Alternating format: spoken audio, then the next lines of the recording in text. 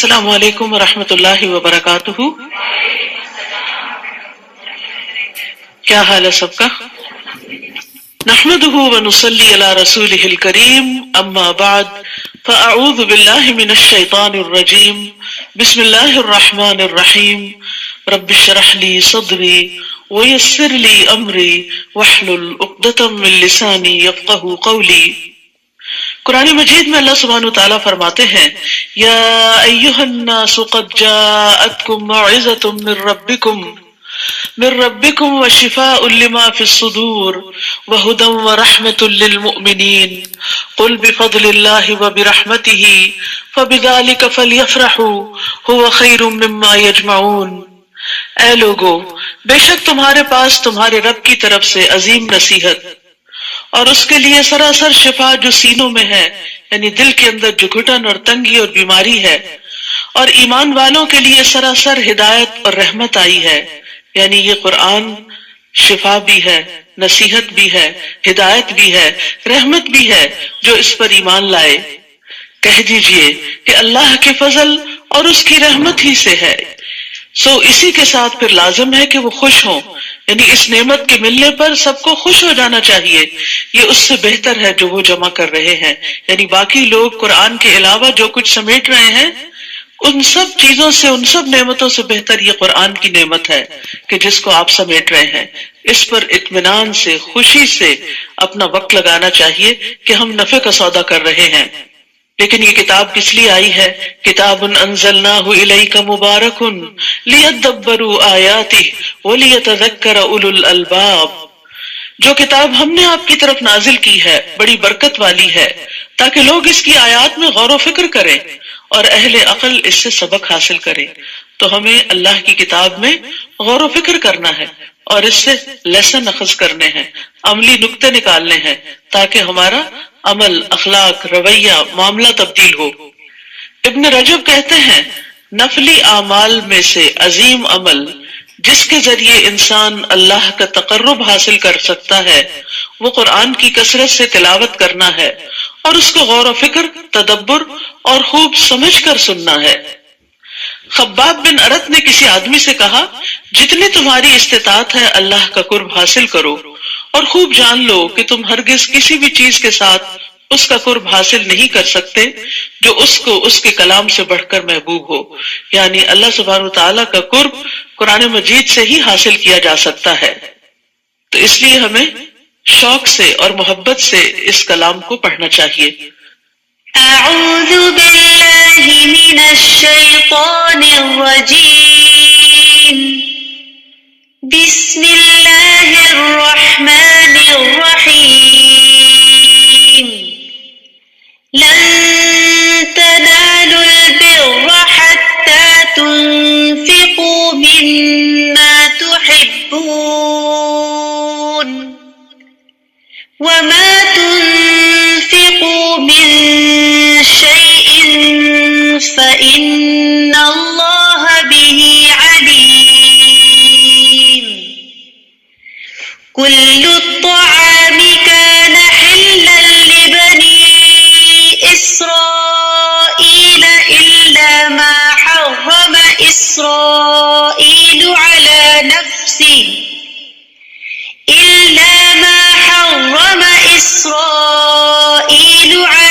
نفسه من قبل أن تنزل التوراة قل فأتوا بالتوراة فاتلوها إن كنتم صادقين. شروع کرتی ہوں اللہ کے نام سے جو بے انتہا مہربان، نہایت رحم فرمانے والا ہے. تم نیکی کو ہرگز نہیں پا سکتے یہاں تک کہ تم اس میں سے خرچ کرو جسے تم پسند کرتے ہو، اور جو چیز بھی تم خرچ کرو گے یقیناً اللہ اسے خوب جاننے والا ہے. ہر شخص اپنے آپ کو نیک سمجھتا ہے اور چھوٹے موٹے نیکی کے کام سمجھ کر مطمئن ہو جاتا ہے، لیکن حقیقی نیکی اور تقوی اس کے حصے میں آتی ہے جو اللہ کے راستے میں اپنی محبوب ترین چیزوں میں سے خرچ کرتا ہے. یہاں بر کا لفظ استعمال ہوا ہے جس میں وسعت کا معنی پایا جاتا ہے. خیر کثیر کا معنی یعنی تم خیر کثیر نہیں پا سکتے جب تک محبوب چیز خرچ نہ کرو. اسی طرح بر کا معنی جنت بھی کیا گیا ہے کہ تم جنت تک پہنچ نہیں سکتے جب تک کہ اس میں سے خرچ نہ کرو جو تمہیں محبوب ہو، اور تم اس وقت تک کامل متقی نہیں بن سکتے جب تک کہ محبوب چیزوں میں سے خرچ نہ کرو. محبوب چیزیں کیا ہیں؟ انسان مال کی محبت میں تو بری طرح مبتلا ہے ہی. وَإِنَّهُ لِحُبِّ الْخَيْرِ لَشَدِيدٌ، یہ مال کی شدید محبت ہم سب کے اندر ہے کسی نہ کسی درجے میں، اور اسی محبت کے باوجود جب انسان خرچ کرتا ہے اللہ کی محبت میں تو اللہ سبحانہ و تعالیٰ اس سے محبت کرتا ہے اور اس کو اعلیٰ درجات عطا کرتا ہے. اسی طرح اولاد انسان کی محبوب ترین چیزوں میں سے ہوتی ہے، تو اولاد کو بھی اللہ سبحانہ و تعالیٰ کا اطاعت گزار بنانا اور اللہ کے دین کے کام کے لیے موٹیویٹ کرنا. اور جیسے پیچھے ہم نے حضرت مریم کی والدہ کی منت کے بارے میں پڑھا کہ انہوں نے اپنی محبوب چیز یعنی اپنی اولاد کو اللہ کے دین کے لیے آزاد کیا اور اس کی منت مانی، اس کی نظر مانی. تو اسی طرح اپنے بچوں سے اپنی ذاتی خدمت لینے کی بجائے یا اس میں سے وقت نکال کر اللہ کے دین کی خدمت کے لیے ان کو وقف کرنا بھی اسی میں شامل ہو جاتا ہے. اسی طرح اپنا آرام، اپنی نیند، ہم سب کو نیند بھی بہت پیاری ہوتی ہے، اور بہت سے لوگ جب تک سوئے نہ اور اگر نیند میں کچھ کمی ہو جائے تو بار بار اس کا ذکر کرتے ہیں. تو اپنی نیند میں سے کچھ قربان کر کے اللہ کی خاطر کھڑے ہو کر قیام کرنا، اپنے اوقات، اپنی مشغولیات، اپنے دل پسند مشغلوں میں سے وقت نکال کر سنجیدہ کام، دین کی تعلیم سیکھنا یا سکھانا، اور اسی طرح باقی بھی جو چیزیں ہمیں اپنے لیے پسند ہوتی ہیں انہیں دوسروں کے لیے پسند کرنا، یہ تمام چیزیں اس میں آ جاتی ہیں. اس سے پتہ چلتا ہے کہ ہمارا دین ہمیں اعلیٰ درجے کی اخلاقیات سکھاتا ہے کہ تم نیکی کو ہرگز نہیں پا سکتے، تم نیک نہیں کہلا سکتے، تم نیکی کے اعلیٰ درجے تک نہیں پہنچ سکتے یہاں تک کہ اس میں سے خرچ کرو جسے تم پسند کرتے ہو. اور جو چیز بھی تم خرچ کرو گے، چاہے مال ہو، اولاد ہو، وقت ہو، اپنی پسند کی کوئی چوائس کی چیز ہو، یقیناً اللہ اسے خوب جاننے والا ہے. اللہ کے نبی صلی اللہ علیہ وسلم نے فرمایا، اس ذات کی قسم جس کے ہاتھ میں میری جان ہے، تم میں سے کوئی بندہ اس وقت تک مومن نہیں ہو سکتا جب تک اپنے بھائی کے لیے خیر میں سے وہی پسند نہ کرے جو وہ اپنے لیے پسند کرتا ہے. صحابہ کرام نے جب اس آیت کو سنا تو کچھ نہ کچھ اللہ سبحانہ و تعالیٰ کے راستے میں ایسا دیا جو انہیں خود بہت زیادہ محبوب تھا. مثال کے طور پر حضرت علی رضی اللہ عنہ کے بارے میں آتا ہے، ایک مرتبہ انہوں نے اپنے غلام کو کہا کہ جاؤ کچھ کپڑے خرید کر لاؤ. اس کو 3 درہم دیے تو وہ 2 جوڑے لے کر آیا، ایک 2 درہم کا تھا اور ایک 1 درہم کا تھا.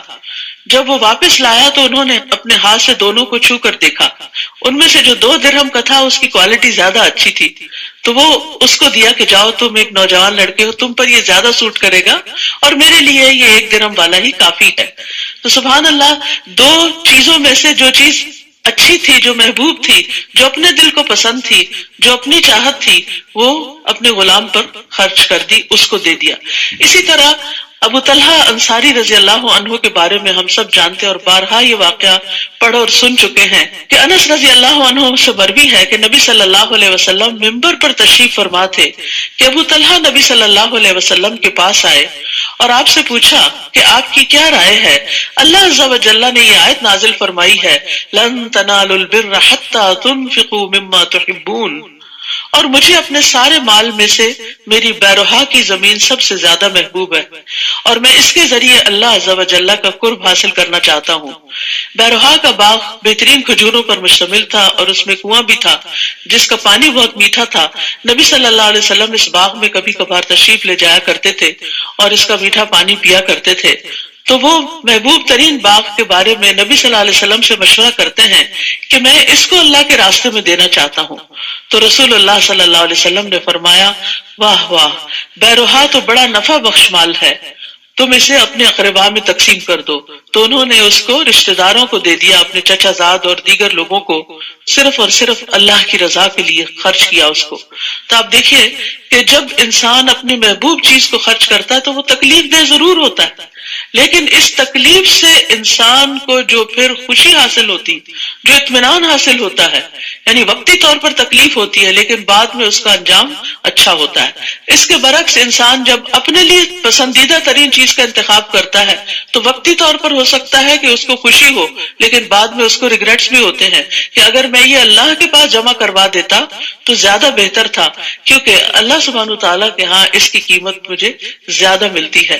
اسی طرح حضرت عثمان کے بارے میں آتا ہے کہ جب ان کا تجارتی قافلہ مدینہ میں آیا تو جو تاجر حضرات تھے وہ فوراً آ گئے کہ ہم ان سے خرید کر آگے پرچون میں دیتے ہیں، تو انہوں نے کہا کتنی قیمت لگاؤ گے؟ جو بھی بتائی نہیں، اس سے مجھے زیادہ ملتی ہے۔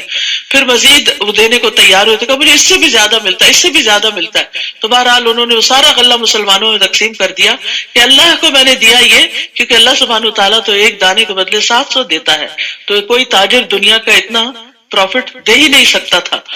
تو صحابہ کرام کی زندگی میں آتا ہے حضرت عمر رضی اللہ عنہ کے بارے میں کہ پسندیدہ ترین مال ان کا خیبر کا وہ حصہ تھا جس پہ بہترین پھل آتا تھا، تو وہ نبی صلی اللہ علیہ وسلم کے پاس آ گئے کہ میں اس کو اللہ کے راستے میں دینا چاہتا ہوں۔ تو آپ نے فرمایا باغ رکھ لو اور اس کا پھل دے دیا کرو، یعنی پھل بار بار دیتے رہو گے اور اس کا اجر ملتا رہے گا۔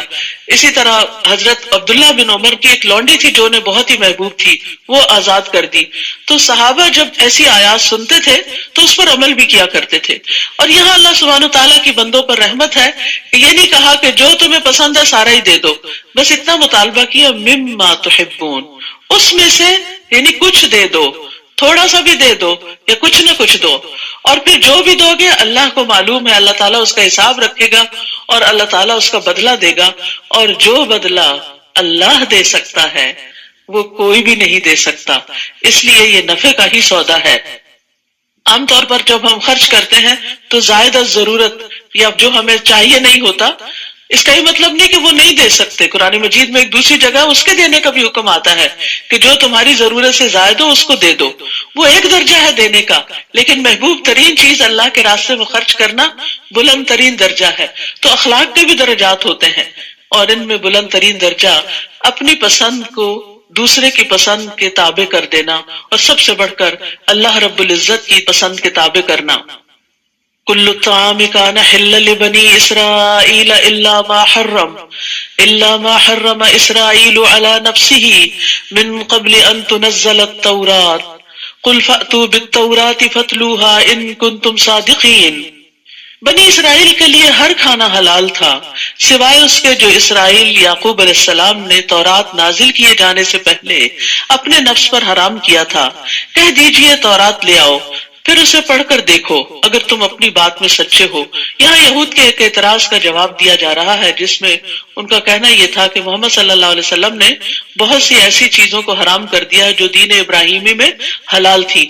تو انہیں بتایا جا رہا ہے کہ ایسی کوئی بھی چیز نہیں، حضرت یعقوب تو بعد میں آئے ہیں، انہوں نے کچھ چیزیں اپنی بیماری کی وجہ سے اپنے اوپر حرام قرار دی تھی، لیکن اللہ سبحانہ تعالیٰ نے محمد صلی اللہ علیہ وسلم کو جن چیزوں کے حلال کرنے کا حکم دیا وہ اصلاً دین ابراہیمی میں بھی حلال ہی تھی۔ تو جو کوئی اس دلیل کے مل جانے کے بعد اللہ پر جھوٹ گڑے تو یہی لوگ دراصل ظالم ہیں۔ یاد رکھیے قرآن سے، سنت سے جب کسی چیز کی دلیل مل جائے تو اس کے بعد اس کا انکار کرنا اپنے آپ پر ظلم کرنا ہوتا ہے۔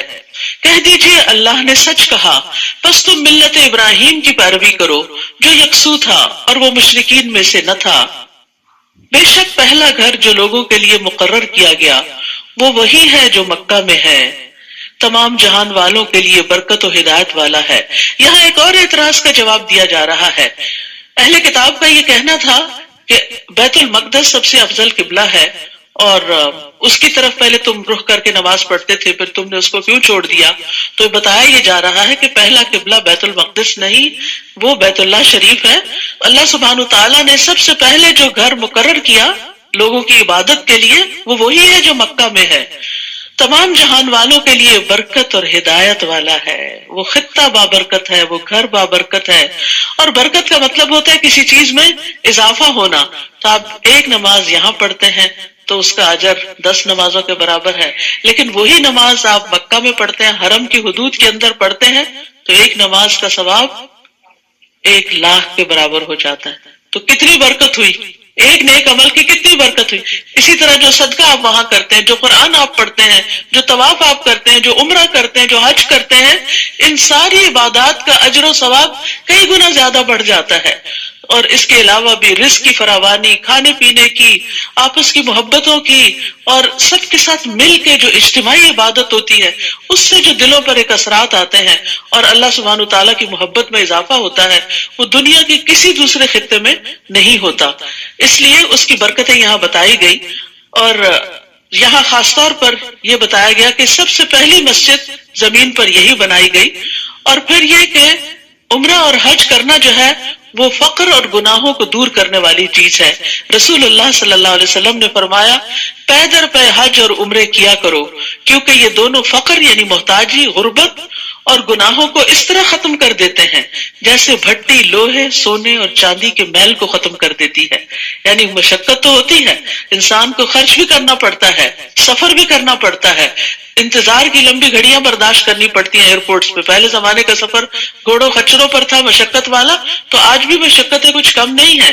اور پھر وہاں پہنچ کر بھی انسان کو بعض اوقات واش روم کے لیے بہت انتظار کرنا پڑتا ہے، کئی اور مشکلیں ہوتی، لیکن وہاں کی عبادت ورت ہے ان ساری مشکلات کے مقابلے میں. اس لیے انسان کو اپنے دل میں نیت اور خواہش اور ارادہ ضرور رکھنا چاہیے کہ اگر کسی وجہ سے انسان نہیں بھی جا سکتا، نہیں بھی پہنچ سکتا، تو نیت اور ارادے کا اور شوق کا جو اجر ہے اس سے محروم نہ رہے انسان.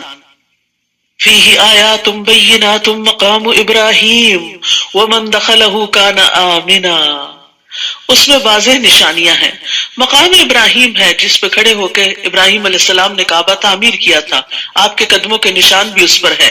اور جو کوئی اس میں داخل ہوا امن والا ہو گیا. سب سے بڑی چیز وہاں جا کر سکون، اطمینان قلب اور راحت نصیب ہوتی ہے، جو اللہ کے گھر کو دیکھ دیکھ کر آنکھیں ٹھنڈی ہوتی رہتی ہیں اور طواف کر کر کے انسان کے اندر اللہ سے قرب کا احساس بڑھتا چلا جاتا ہے. اور اللہ ہی کے لیے ان لوگوں پر بیت اللہ کا حج فرض ہے جو اس کی طرف جانے کی استطاعت رکھتے ہوں، یعنی حج صاحب استطاعت پہ فرض ہے. اور جو کوئی اس کا انکار کرے تو یقیناً اللہ تمام جہان والوں سے بہت بے نیاز ہے. قل یا اہل الکتاب لم تکفرون بآیات اللہ واللہ شہید علی ما تعملون. کہہ دیجئے اے اہل کتاب، تم اللہ کی آیات کا کیوں انکار کرتے ہو، حالانکہ جو تم عمل کرتے ہو اللہ اس پر خوب گواہ ہے. یعنی اللہ سبحانہ وتعالیٰ تمہارے اعمال کو دیکھ رہا ہے، لہٰذا اللہ کے احکامات، اللہ سبحانہ وتعالیٰ کی آیات کا انکار مت کرو. قل یا اہل الکتاب لم تصدون عن سبیل اللہ. کہہ دیجئے اے اہل کتاب، تم اللہ کے راستے سے اس شخص کو کیوں روکتے ہو جو ایمان لے آیا، اور تم اس میں ٹیڑھا پن تلاش کرتے ہو حالانکہ تم گواہ ہو. اور اللہ اس سے ہرگز غافل نہیں جو عمل تم کرتے ہو. اے لوگو جو ایمان لائے ہو، اگر تم اہل کتاب کے ایک گروہ کی اطاعت کرو گے تو وہ تمہیں مرتد بنا دیں گے، تمہارے ایمان لانے کے بعد کافر بنا دیں گے. اور تم کیسے کفر کر سکتے ہو حالانکہ تم پر اللہ کی آیات پڑھی جاتی ہیں اور تم میں اس کا رسول بھی موجود ہے. اور جو کوئی اللہ کے دین کو مضبوط تھام لے گا تو یقیناً وہ سیدھی راہ کی طرف ہدایت دے دیا گیا. تو اس میں آپ دیکھیے کہ رسول اللہ صلی اللہ علیہ وسلم چونکہ مدینہ میں تھے اور مدینہ میں منافقین بھی تھے، اہل کتاب بھی تھے، اور ان لوگوں کی مسلمانوں کے ساتھ ایک ضد تھی، دشمنی تھی، ہٹ دھرمی تھی، لہٰذا ان کی چاہت یہ تھی کہ مسلمان اپنے دین کو چھوڑ دیں.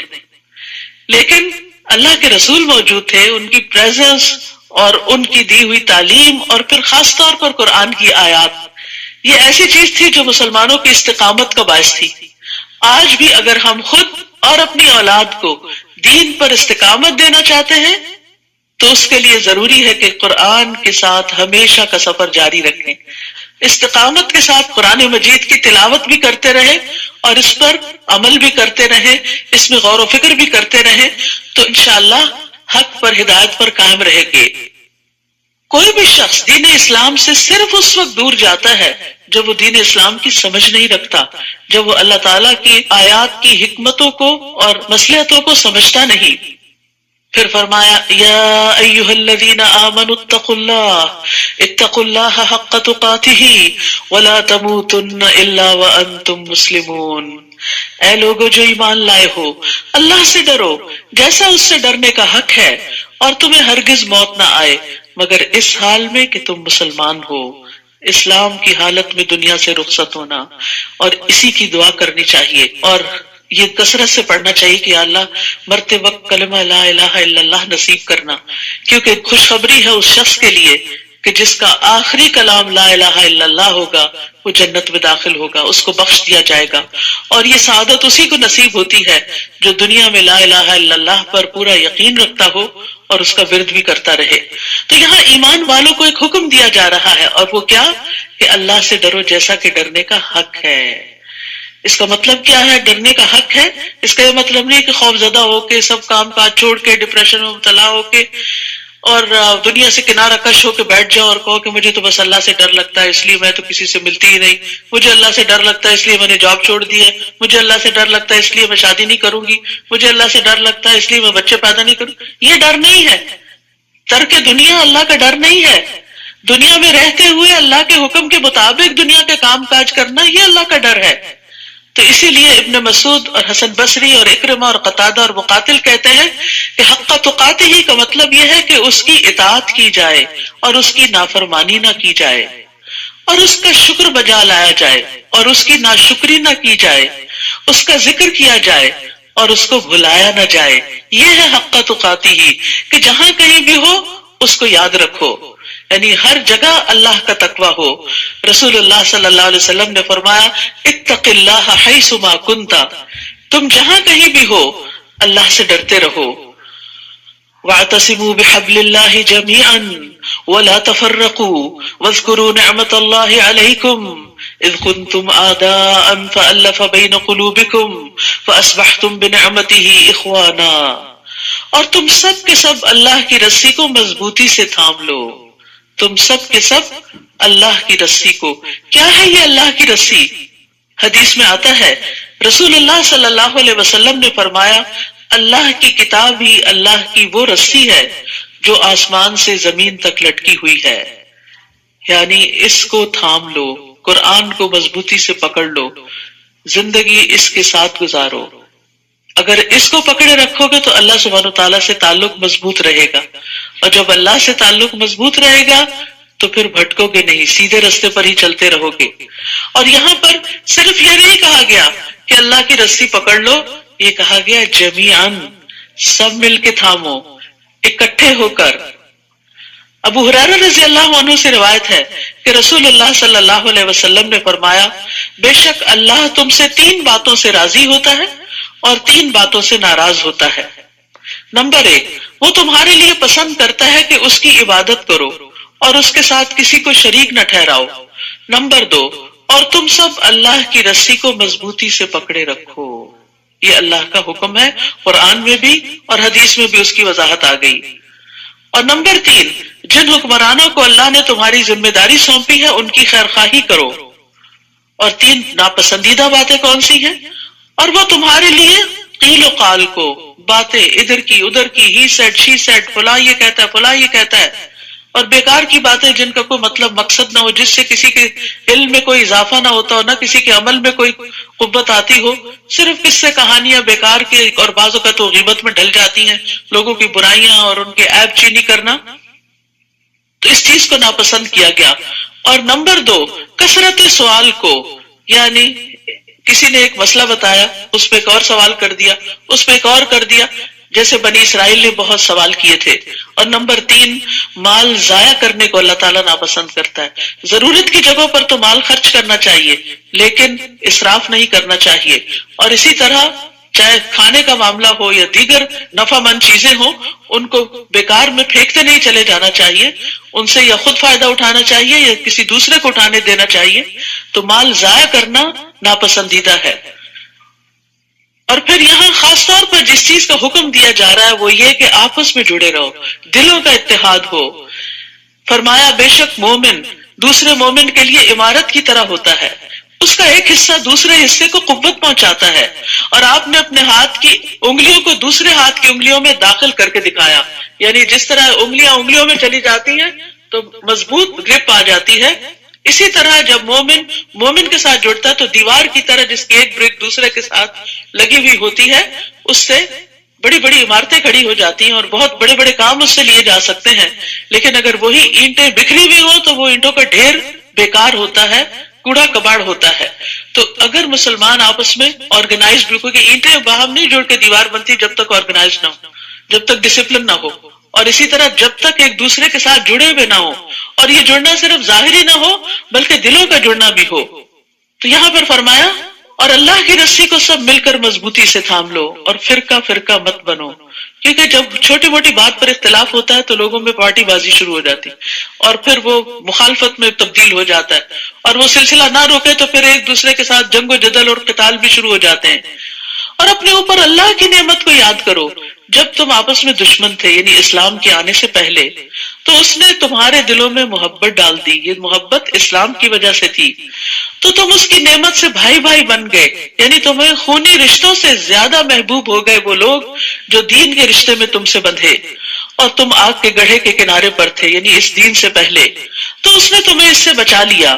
اسی طرح اللہ تمہارے لیے اپنی آیات کو کھول کر بیان کرتا ہے تاکہ تم ہدایت پا جاؤ. پھر ایک اور حکم، وَلْتَكُمْ مِنْكُمْ أُمَّةٌ يَدْعُونَ إِلَى الْخَيْرِ، اور تم میں ضرور ایک ایسا گروہ ہونا چاہیے جو لوگوں کو خیر کی طرف بلائے، ہدایت کی طرف بلائے، نیکی کے کاموں کی طرف بلائے. یعنی ایک گروہ کا تو کام ہی یہ ہو، مسلمانوں کے اندر ایک جماعت تو ایسی رہے کہ جو لوگوں کی رہنمائی کرتی رہے کہ نیکی کے اور بھلائی کے کام کون کون سے ہیں، اور وہ اس نیکی کی طرف چلتے بڑھتے رہیں. نیکی کا حکم دے، وَيَأْمُرُونَ بِالْمَعْرُوفِ وَيَنْهَوْنَ عَنِ الْمُنْكَرِ، اور برائی سے روکے، اور یہی وہ لوگ ہیں جو فلاح پانے والے ہیں. سبحان اللہ. یعنی ایسے گروہ کے لوگ جو یہ تین کام کرتے ہیں، خیر کی دعوت، امر بالمعروف اور نہی عن المنکر، یہ کامیاب ہونے والے لوگ ہیں. وَلَا تَكُونُوا كَالَّذِينَ تَفَرَّقُوا، اور تم ان لوگوں کی طرح نہ ہو جانا جو فرقہ فرقہ بن گئے اور انہوں نے واضح دلائل آ جانے کے بعد اختلاف کیا. اور یہی وہ لوگ ہیں جن کے لیے بہت بڑا عذاب ہے. جس دن کچھ چہرے روشن ہوں گے اور کچھ چہرے سیاہ ہوں گے، تو جن لوگوں کے چہرے سیاہ ہوں گے ان سے کہا جائے گا کیا تم اپنے ایمان لانے کے بعد کفر میں مبتلا ہو گئے؟ تو چکھو عذاب کا مزہ اس وجہ سے کہ تم کفر کرتے تھے. وَأَمَّا الَّذِينَ ابْيَضَّتْ وُجُوهُهُمْ فَفِي رَحْمَةِ اللَّهِ هُمْ فِيهَا خَالِدُونَ، اور رہے وہ لوگ جن کے چہرے روشن ہوں گے تو وہ اللہ کی رحمت میں ہوں گے جس میں وہ ہمیشہ رہنے والے ہیں. یہ اللہ کی آیات ہیں جنہیں ہم آپ پر حق کے ساتھ پڑھ رہے ہیں، یعنی بالکل ٹھیک ٹھیک ہیں، سچی باتیں ہیں، اور اللہ جہان والوں کے ساتھ کسی ظلم کا ارادہ نہیں رکھتا. وَلِلَّهِ مَا فِي السَّمَاوَاتِ وَمَا فِي الْأَرْضِ وَإِلَى اللَّهِ تُرْجَعُ الْأُمُورُ، اور اللہ ہی کے لیے ہے جو کچھ آسمانوں میں ہے اور جو کچھ زمین میں ہے، اور اللہ ہی کی طرف سب معاملات لوٹائے جاتے ہیں. كُنتُمْ خَيْرَ أُمَّةٍ، تم بہترین امت ہو. امت محمد صلی اللہ علیہ وسلم کو اللہ سبحانہ وتعالیٰ بہترین امت قرار دے رہے ہیں. اخرجت للناس، جو لوگوں کے لیے نکالی گئی ہے. پیغمبروں کی آمد کا سلسلہ ختم ہو چکا ہے، اس کے بعد پیغمبروں والا کام یعنی لوگوں کو نیکی کی طرف بلانا، اللہ کی طرف بلانا، خیر کے کاموں کی طرف بلانا، اب یہ اس امت کی ذمہ داری ہے.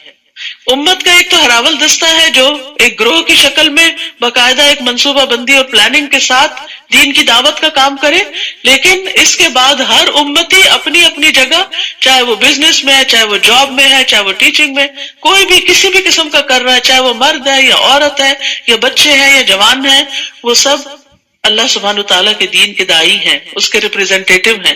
وہ ہر جگہ ایک مسلمان کی حیثیت سے اچھے اخلاق، اچھے معاملات کا مظاہرہ کریں تاکہ کوئی بھی دیکھے تو سوچے کہ یہ لوگ مختلف ہیں دوسروں سے، یہ سب سے زیادہ خیر کے کاموں میں آگے بڑھنے والے، یہ انسانوں کے اور انسانیت کے سب سے زیادہ ہمدرد ہیں، یہ دوسروں کو تکلیف نہیں دیتے، یہ دوسروں کے لیے اچھا چاہتے ہیں، یہ دھوکہ نہیں دیتے، یہ جھوٹ نہیں بولتے، یہ خیانت نہیں کرتے، یہ فساد اور دنگا نہیں کرتے. لیکن افسوس یہ کہ آج خیر امت ان اعلیٰ ترین اخلاقیات اور کردار سے محروم ہو گئی، اور انہوں نے اپنے دین کے ان شعارات کو چھوڑ کر دین کو صرف چند مخصوص ریچولز میں کنورٹ کر لیا کہ بس یہی ہمارا دین ہے، جبکہ دین صرف ذاتی عبادت کا نام نہیں ہے.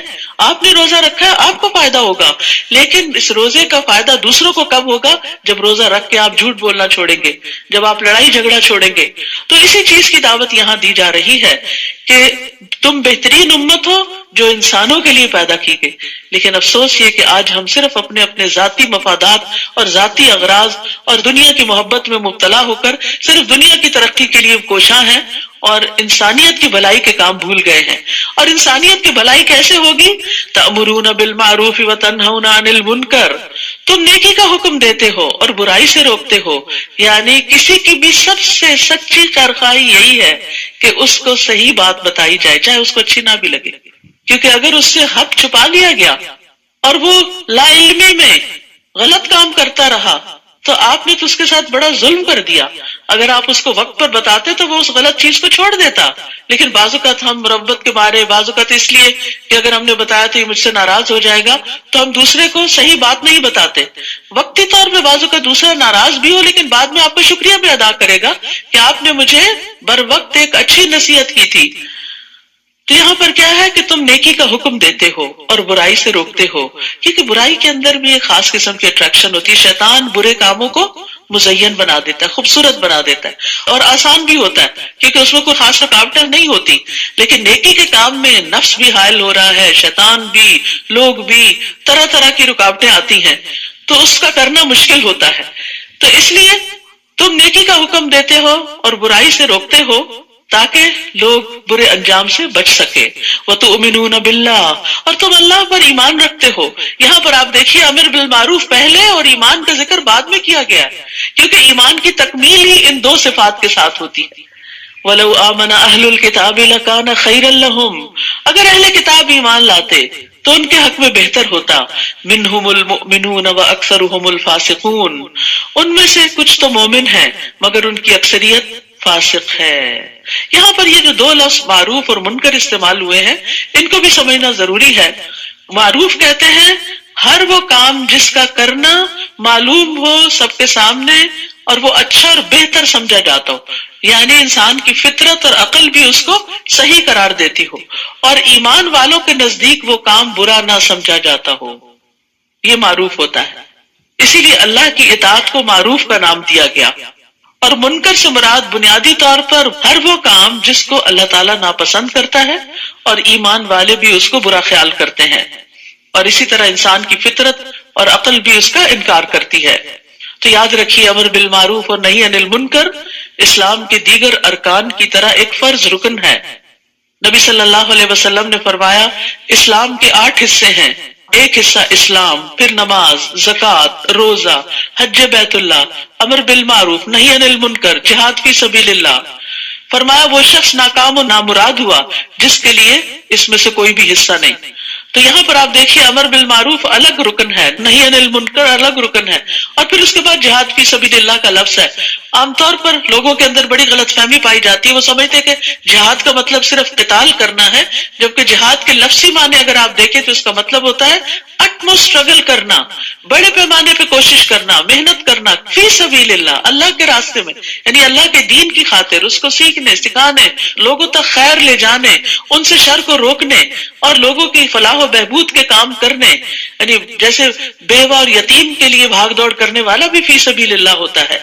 تو ان سب کے لیے بہت ضروری ہے کہ انسان دین کے ان ارکان کو سمجھنے والا ہو اور ان پر عمل کرنے والا بھی ہو۔ حضرت عائشہ سے مروی ہے، وہ کہتی ہیں کہ ایک مرتبہ رسول اللہ صلی اللہ علیہ وسلم تشریف لائے تو مجھے آپ کے چہرے سے محسوس ہوا کہ آپ کی طبیعت میں کچھ گھٹن ہے، بس آپ نے وضو کیا اور کسی سے بات کیے بغیر واپس چلے گئے۔ میں نے حجروں کے قریب ہو کر سنا آپ یہ فرما رہے تھے اے لوگو، اللہ عز و جل فرماتا ہے کہ نیکی کا حکم دو اور برائی سے منع کرو، اس سے پہلے کہ تم مجھے پکارو اور میں تمہاری دعائیں قبول نہ کروں، تم مجھ سے سوال کرو اور میں تمہیں کچھ عطا نہ کروں، اور تم مجھ سے مدد مانگو تو میں تمہاری مدد نہ کروں۔ تو آج آپ دیکھیے کہ مسلمانوں نے یہ کام چھوڑ دیا تو پھر دنیا میں جگہ جگہ جو حالات ہو رہے ہیں وہ ہم سب کو معلوم ہے۔ لَن يَضُرُّوكُمْ إِلَّا أَذًى، وہ تمہیں ہرگز نقصان نہیں دے سکتے، یعنی تمہارے دشمن تمہارا کچھ بگاڑ نہیں سکتے، یعنی اگر تم یہ سب کام کرتے رہو گے سوائے کچھ اذیت دینے کے، سوائے کچھ اذیت دینے کے، کچھ باتیں بنانے کے۔ اور اگر وہ تم سے جنگ کریں تو تم سے پشت پھیر جائیں گے، پھر وہ مدد نہ کیے جائیں گے۔ وہ جہاں کہیں بھی پائے گئے ان پہ ذلت مسلط کر دی گئی، الا یہ کہ اللہ کی پناہ میں آ جائیں اور لوگوں کی پناہ میں آ جائیں، اور وہ اللہ کی طرف سے غضب میں گرفتار ہو کر پلٹے اور ان پر محتاجی مسلط کر دی گئی۔ یہ سب اس لیے ہوا کہ بے شک وہ اللہ کی آیات سے کفر کرتے تھے، اللہ کی آیات کو نہیں مانتے تھے اور انبیاء کو ناحق قتل کرتے تھے۔ یہ اس وجہ سے بھی ہوا کہ وہ نافرمانی کرتے تھے اور حد سے بڑھ جاتے تھے۔ تو جب کوئی قوم حد سے بڑھ جاتی ہے گناہوں میں تو پھر اللہ کا عذاب آتا ہے۔ وہ سب ایک جیسے نہیں۔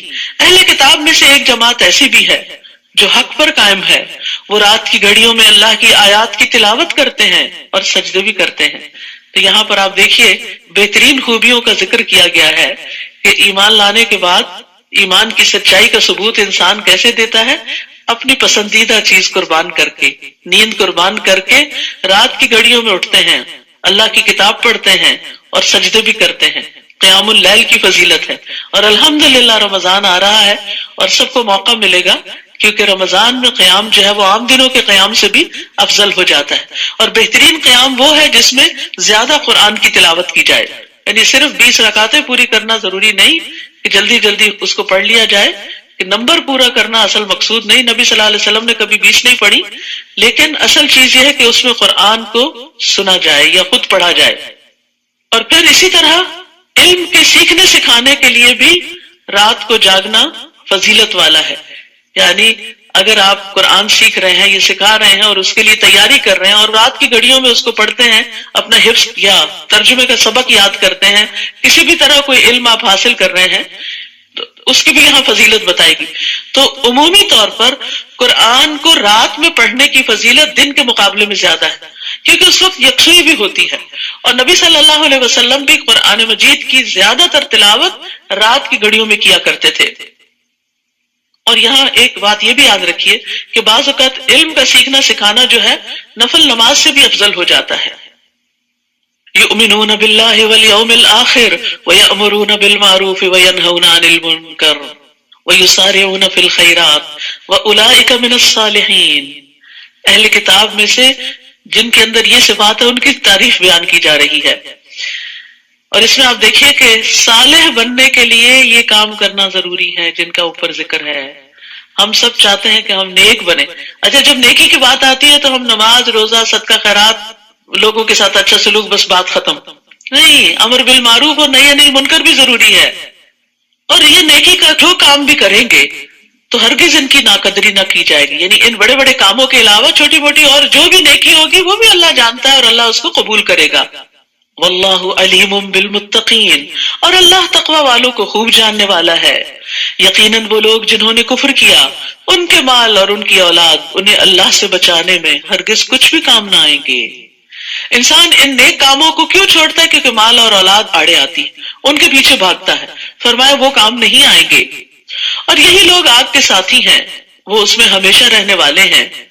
اس دنیا میں جو کچھ وہ خرچ کرتے ہیں اس کی مثال اس ہوا کی طرح ہے جس میں سخت سردی ہو، جو ایسی قوم کی کھیتی کو جا پہنچے جنہوں نے اپنے نفسوں پہ ظلم کیا، پھر وہ اس کھیتی کو برباد کر دے، اور اللہ نے ان پر ظلم نہیں کیا لیکن وہ خود اپنے نفسوں پہ ظلم کرتے ہیں۔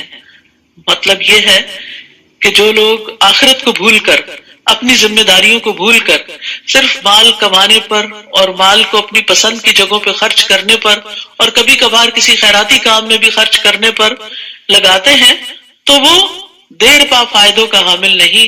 دنیا میں تھوڑی سی رونق آئے گی، پھر جلد ہی دنیا کا مال بھی ختم ہوگا اور آخرت میں تو کچھ ہے ہی نہیں۔ تو اس سے یہ پتہ چلتا ہے کہ گناہ جو ہے مصائب کا سبب ہیں، گناہ ہلاکت کا سبب ہیں، گناہ اپنی جان پہ ظلم کرنا ہے۔ وَمَا ظَلَمَهُمُ اللَّهُ وَلَكِنْ أَنفُسَهُمْ يَظْلِمُونَ۔ تو آپ دیکھیے یہاں پر کتنی اہم بات کی گئی کہ جو لوگ صرف اس دنیا کی زندگی میں مال خرچ کرتے رہتے، رنگ رنگ کے لباس خرید لیے، رنگ رنگ کے جوتے، کچھ لوگوں کو کپڑے بنانے کا کریز ہوتا ہے، ایک کے بعد ایک جوڑا، ایک ڈیزائنر دوسرا ڈیزائنر، یہ ٹرائی کرو وہ، کچھ لوگوں کو مزے مزے کے کھانے کا کریز ہوتا ہے، وہ اپنی آمدنی کا ایک بڑا حصہ مختلف ریسٹورانٹس میں مزے مزے کے کھانے میں ہی لگا دیتے ہیں، اور کسی غریب رشتہ دار اور کسی اور کا کوئی حق انہیں یاد نہیں ہوتا۔ کچھ لوگوں کو صرف نئے نئے جوتے خریدنے کا شوق ہوتا، مہنگے ترین جوتے خرید کر گھر بھر لیتے ہیں، تھوڑے سے بھی پیسے جمع ہوئے، چلو ہالیڈیز پہ چلتے ہیں، سب لٹا کے آگے. جتنا بھی مال ہے وہ سارے کا سارا صرف دنیا کی لذت میں خرچ ہو رہا ہے، آخرت کے لیے خرچ نہیں کر رہے. کہا کہ یہ سب کچھ ادھر ہی برباد ہو جائے گا، آگے کچھ نہیں ملے گا، آگے وہ ملے گا جو آگے بھیجیں گے. اے لوگوں جو ایمان لائے ہو، اپنے علاوہ دوسروں کو اپنا رازدار نہ بناؤ، وہ تمہیں کسی خرابی میں مبتلا کرنے میں کمی نہ کریں گے. وہ دل سے چاہتے ہیں کہ تم کسی مشکل میں پڑو، یعنی تمہارے حاسد. یقیناً بغض ان کے منہوں سے ظاہر ہو چکا ہے، اور جو ان کے سینے چھپاتے ہیں وہ تو اور بھی زیادہ بڑا ہے. یقیناً ہم نے تمہارے لیے نشانیاں کھول کر بیان کر دی ہیں اگر تم عقل رکھتے ہو. ہاں تم وہی لوگ ہو جو ان سے محبت رکھتے ہو جبکہ وہ تم سے محبت نہیں رکھتے، اور تم ساری کی ساری کتاب پر ایمان رکھتے ہو، یعنی تورات، انجیل، زبور، سب پر ایمان رکھتے ہو، سارے صحیفوں پر، 104 کتابوں پر ایمان رکھتے ہو، جبکہ وہ تمہاری کتاب پر ایمان نہیں رکھتے. وہ جب تم سے ملاقات کرتے ہیں تو کہتے ہیں ہم ایمان لائے، منافقین کی طرف اشارہ ہے، اور جب وہ اکیلے ہوتے ہیں تو تم پر غصے کی وجہ سے اپنی انگلیاں کاٹ کھاتے ہیں. کہہ دیجئے مر جاؤ اپنے غصے میں، یقیناً اللہ سینوں کے بھید خوب جاننے والا ہے. اگر تمہیں کوئی بھلائی پہنچے تو وہ انہیں بری لگتی ہے، حاسد جو ہیں، اور اگر تمہیں کوئی برائی پہنچے تو وہ اس پہ خوش ہوتے ہیں. ایسا کون کرتا ہے جو کسی کی تکلیف پہ خوش ہو، جو اندر سے انتہائی گھٹیا انسان ہو؟ یہ گھٹیا پن کی علامت، یہ منافقت کی علامت ہے کہ دوسرے کی تکلیف پہ خوش ہونا اور اس کی خوشی پہ ناراض ہونا. جو مومن ہوتا ہے وہ دوسرے کی خوشی پہ خوش ہوتا ہے اور دوسرے کی تکلیف پہ تکلیف محسوس کرتا ہے. ایسی صورت میں اگر تم صبر کرو اور تقوی اختیار کرو تو ان کی چال تمہیں کچھ بھی نقصان نہ دے گی. سبحان اللہ. کوئی آپ سے حسد کر رہا ہو، کوئی آپ کا برا چاہتا ہو، تو آپ جواب میں کیا کریں؟ اللہ سبحانہ وتعالیٰ نے طریقہ بتا دیا، صبر اور تقوی. صبر کیا ہے؟ ویسا رویہ اختیار نہیں کرنا جو دوسرا کر رہا ہے، تم نے اس بدترین اخلاق کے نچلے درجے پہ نہیں اترنا. اور دوسرا یہ کہ تقوی انسان کو روک لیتا ہے کسی بھی غلط بات سے. اور یاد رکھیے ایسے لوگوں سے اور ایسے دوستوں سے پناہ مانگنی چاہیے کہ جو انسان سے ظاہر میں تو محبت کا اظہار کرے اور اندر سے وہ جڑیں کاٹنے والے ہوں. اللہم انی اعوذ بک من جار السوء ومن زوج تشیبنی قبل المشیب ومن ولد یکون علی ربا ومن مال یکون علی عذابا ومن خلیل ماکر عینہ ترانی وقلبہ یرعانی ان رآ حسنۃ دفنها واذا رآ سیئۃ اذاءها. اے اللہ میں تیری پناہ طلب کرتا ہوں برے پڑوسی سے، ایسے زوج سے، شوہر یا بیوی دونوں میں سے جو بھی ایک دوسرے کے لیے جو مجھے بڑھاپے سے پہلے بوڑھا کر دے، یعنی ایسا ذلیل کرے کہ زندگی کی خوشیاں چھین لے، اور ایسی اولاد سے جو میری آقا بن بیٹھے، اپنے حکم مجھ پہ چلائے، ایسے مال سے جو میرے لیے باعث عذاب بن جائے، دنیا میں مصیبت کا یا آخرت میں. سبحان اللہ. اور ایسے چال باز دوست سے جس کی آنکھیں مجھے دیکھ رہی ہوں اور اس کا دل میری نگرانی کرتا ہوں، اندر اندر وہ چیک کرتا ہو کہ کیا ہے اس کے پاس، کہاں گیا، کیا کر رہا ہے، اس کو کیا مل رہا ہے، کوئی نقصان ہو رہا ہے یا نہیں اس کا، تاکہ خوش ہو سکے. اگر وہ کوئی نیکی کی بات دیکھے تو اس کو دبا دے، کہیں ذکر ہی نہ کرے، اور اگر کوئی برائی کی بات دیکھے تو اس کو پھیلا دے سب میں. یہ کیسی دوستی ہے؟ کتنی خوبصورت دعا ہے، ہم سب کو پڑھنی چاہیے، کیونکہ عموماً لوگوں کو، قریب کے لوگوں سے ایسی شکایات ہوتی ہیں. وَإِن تَصْبِرُوا وَتَتَّقُوا لَا يَضُرُّكُمْ كَيْدُهُمْ شَيْئًا.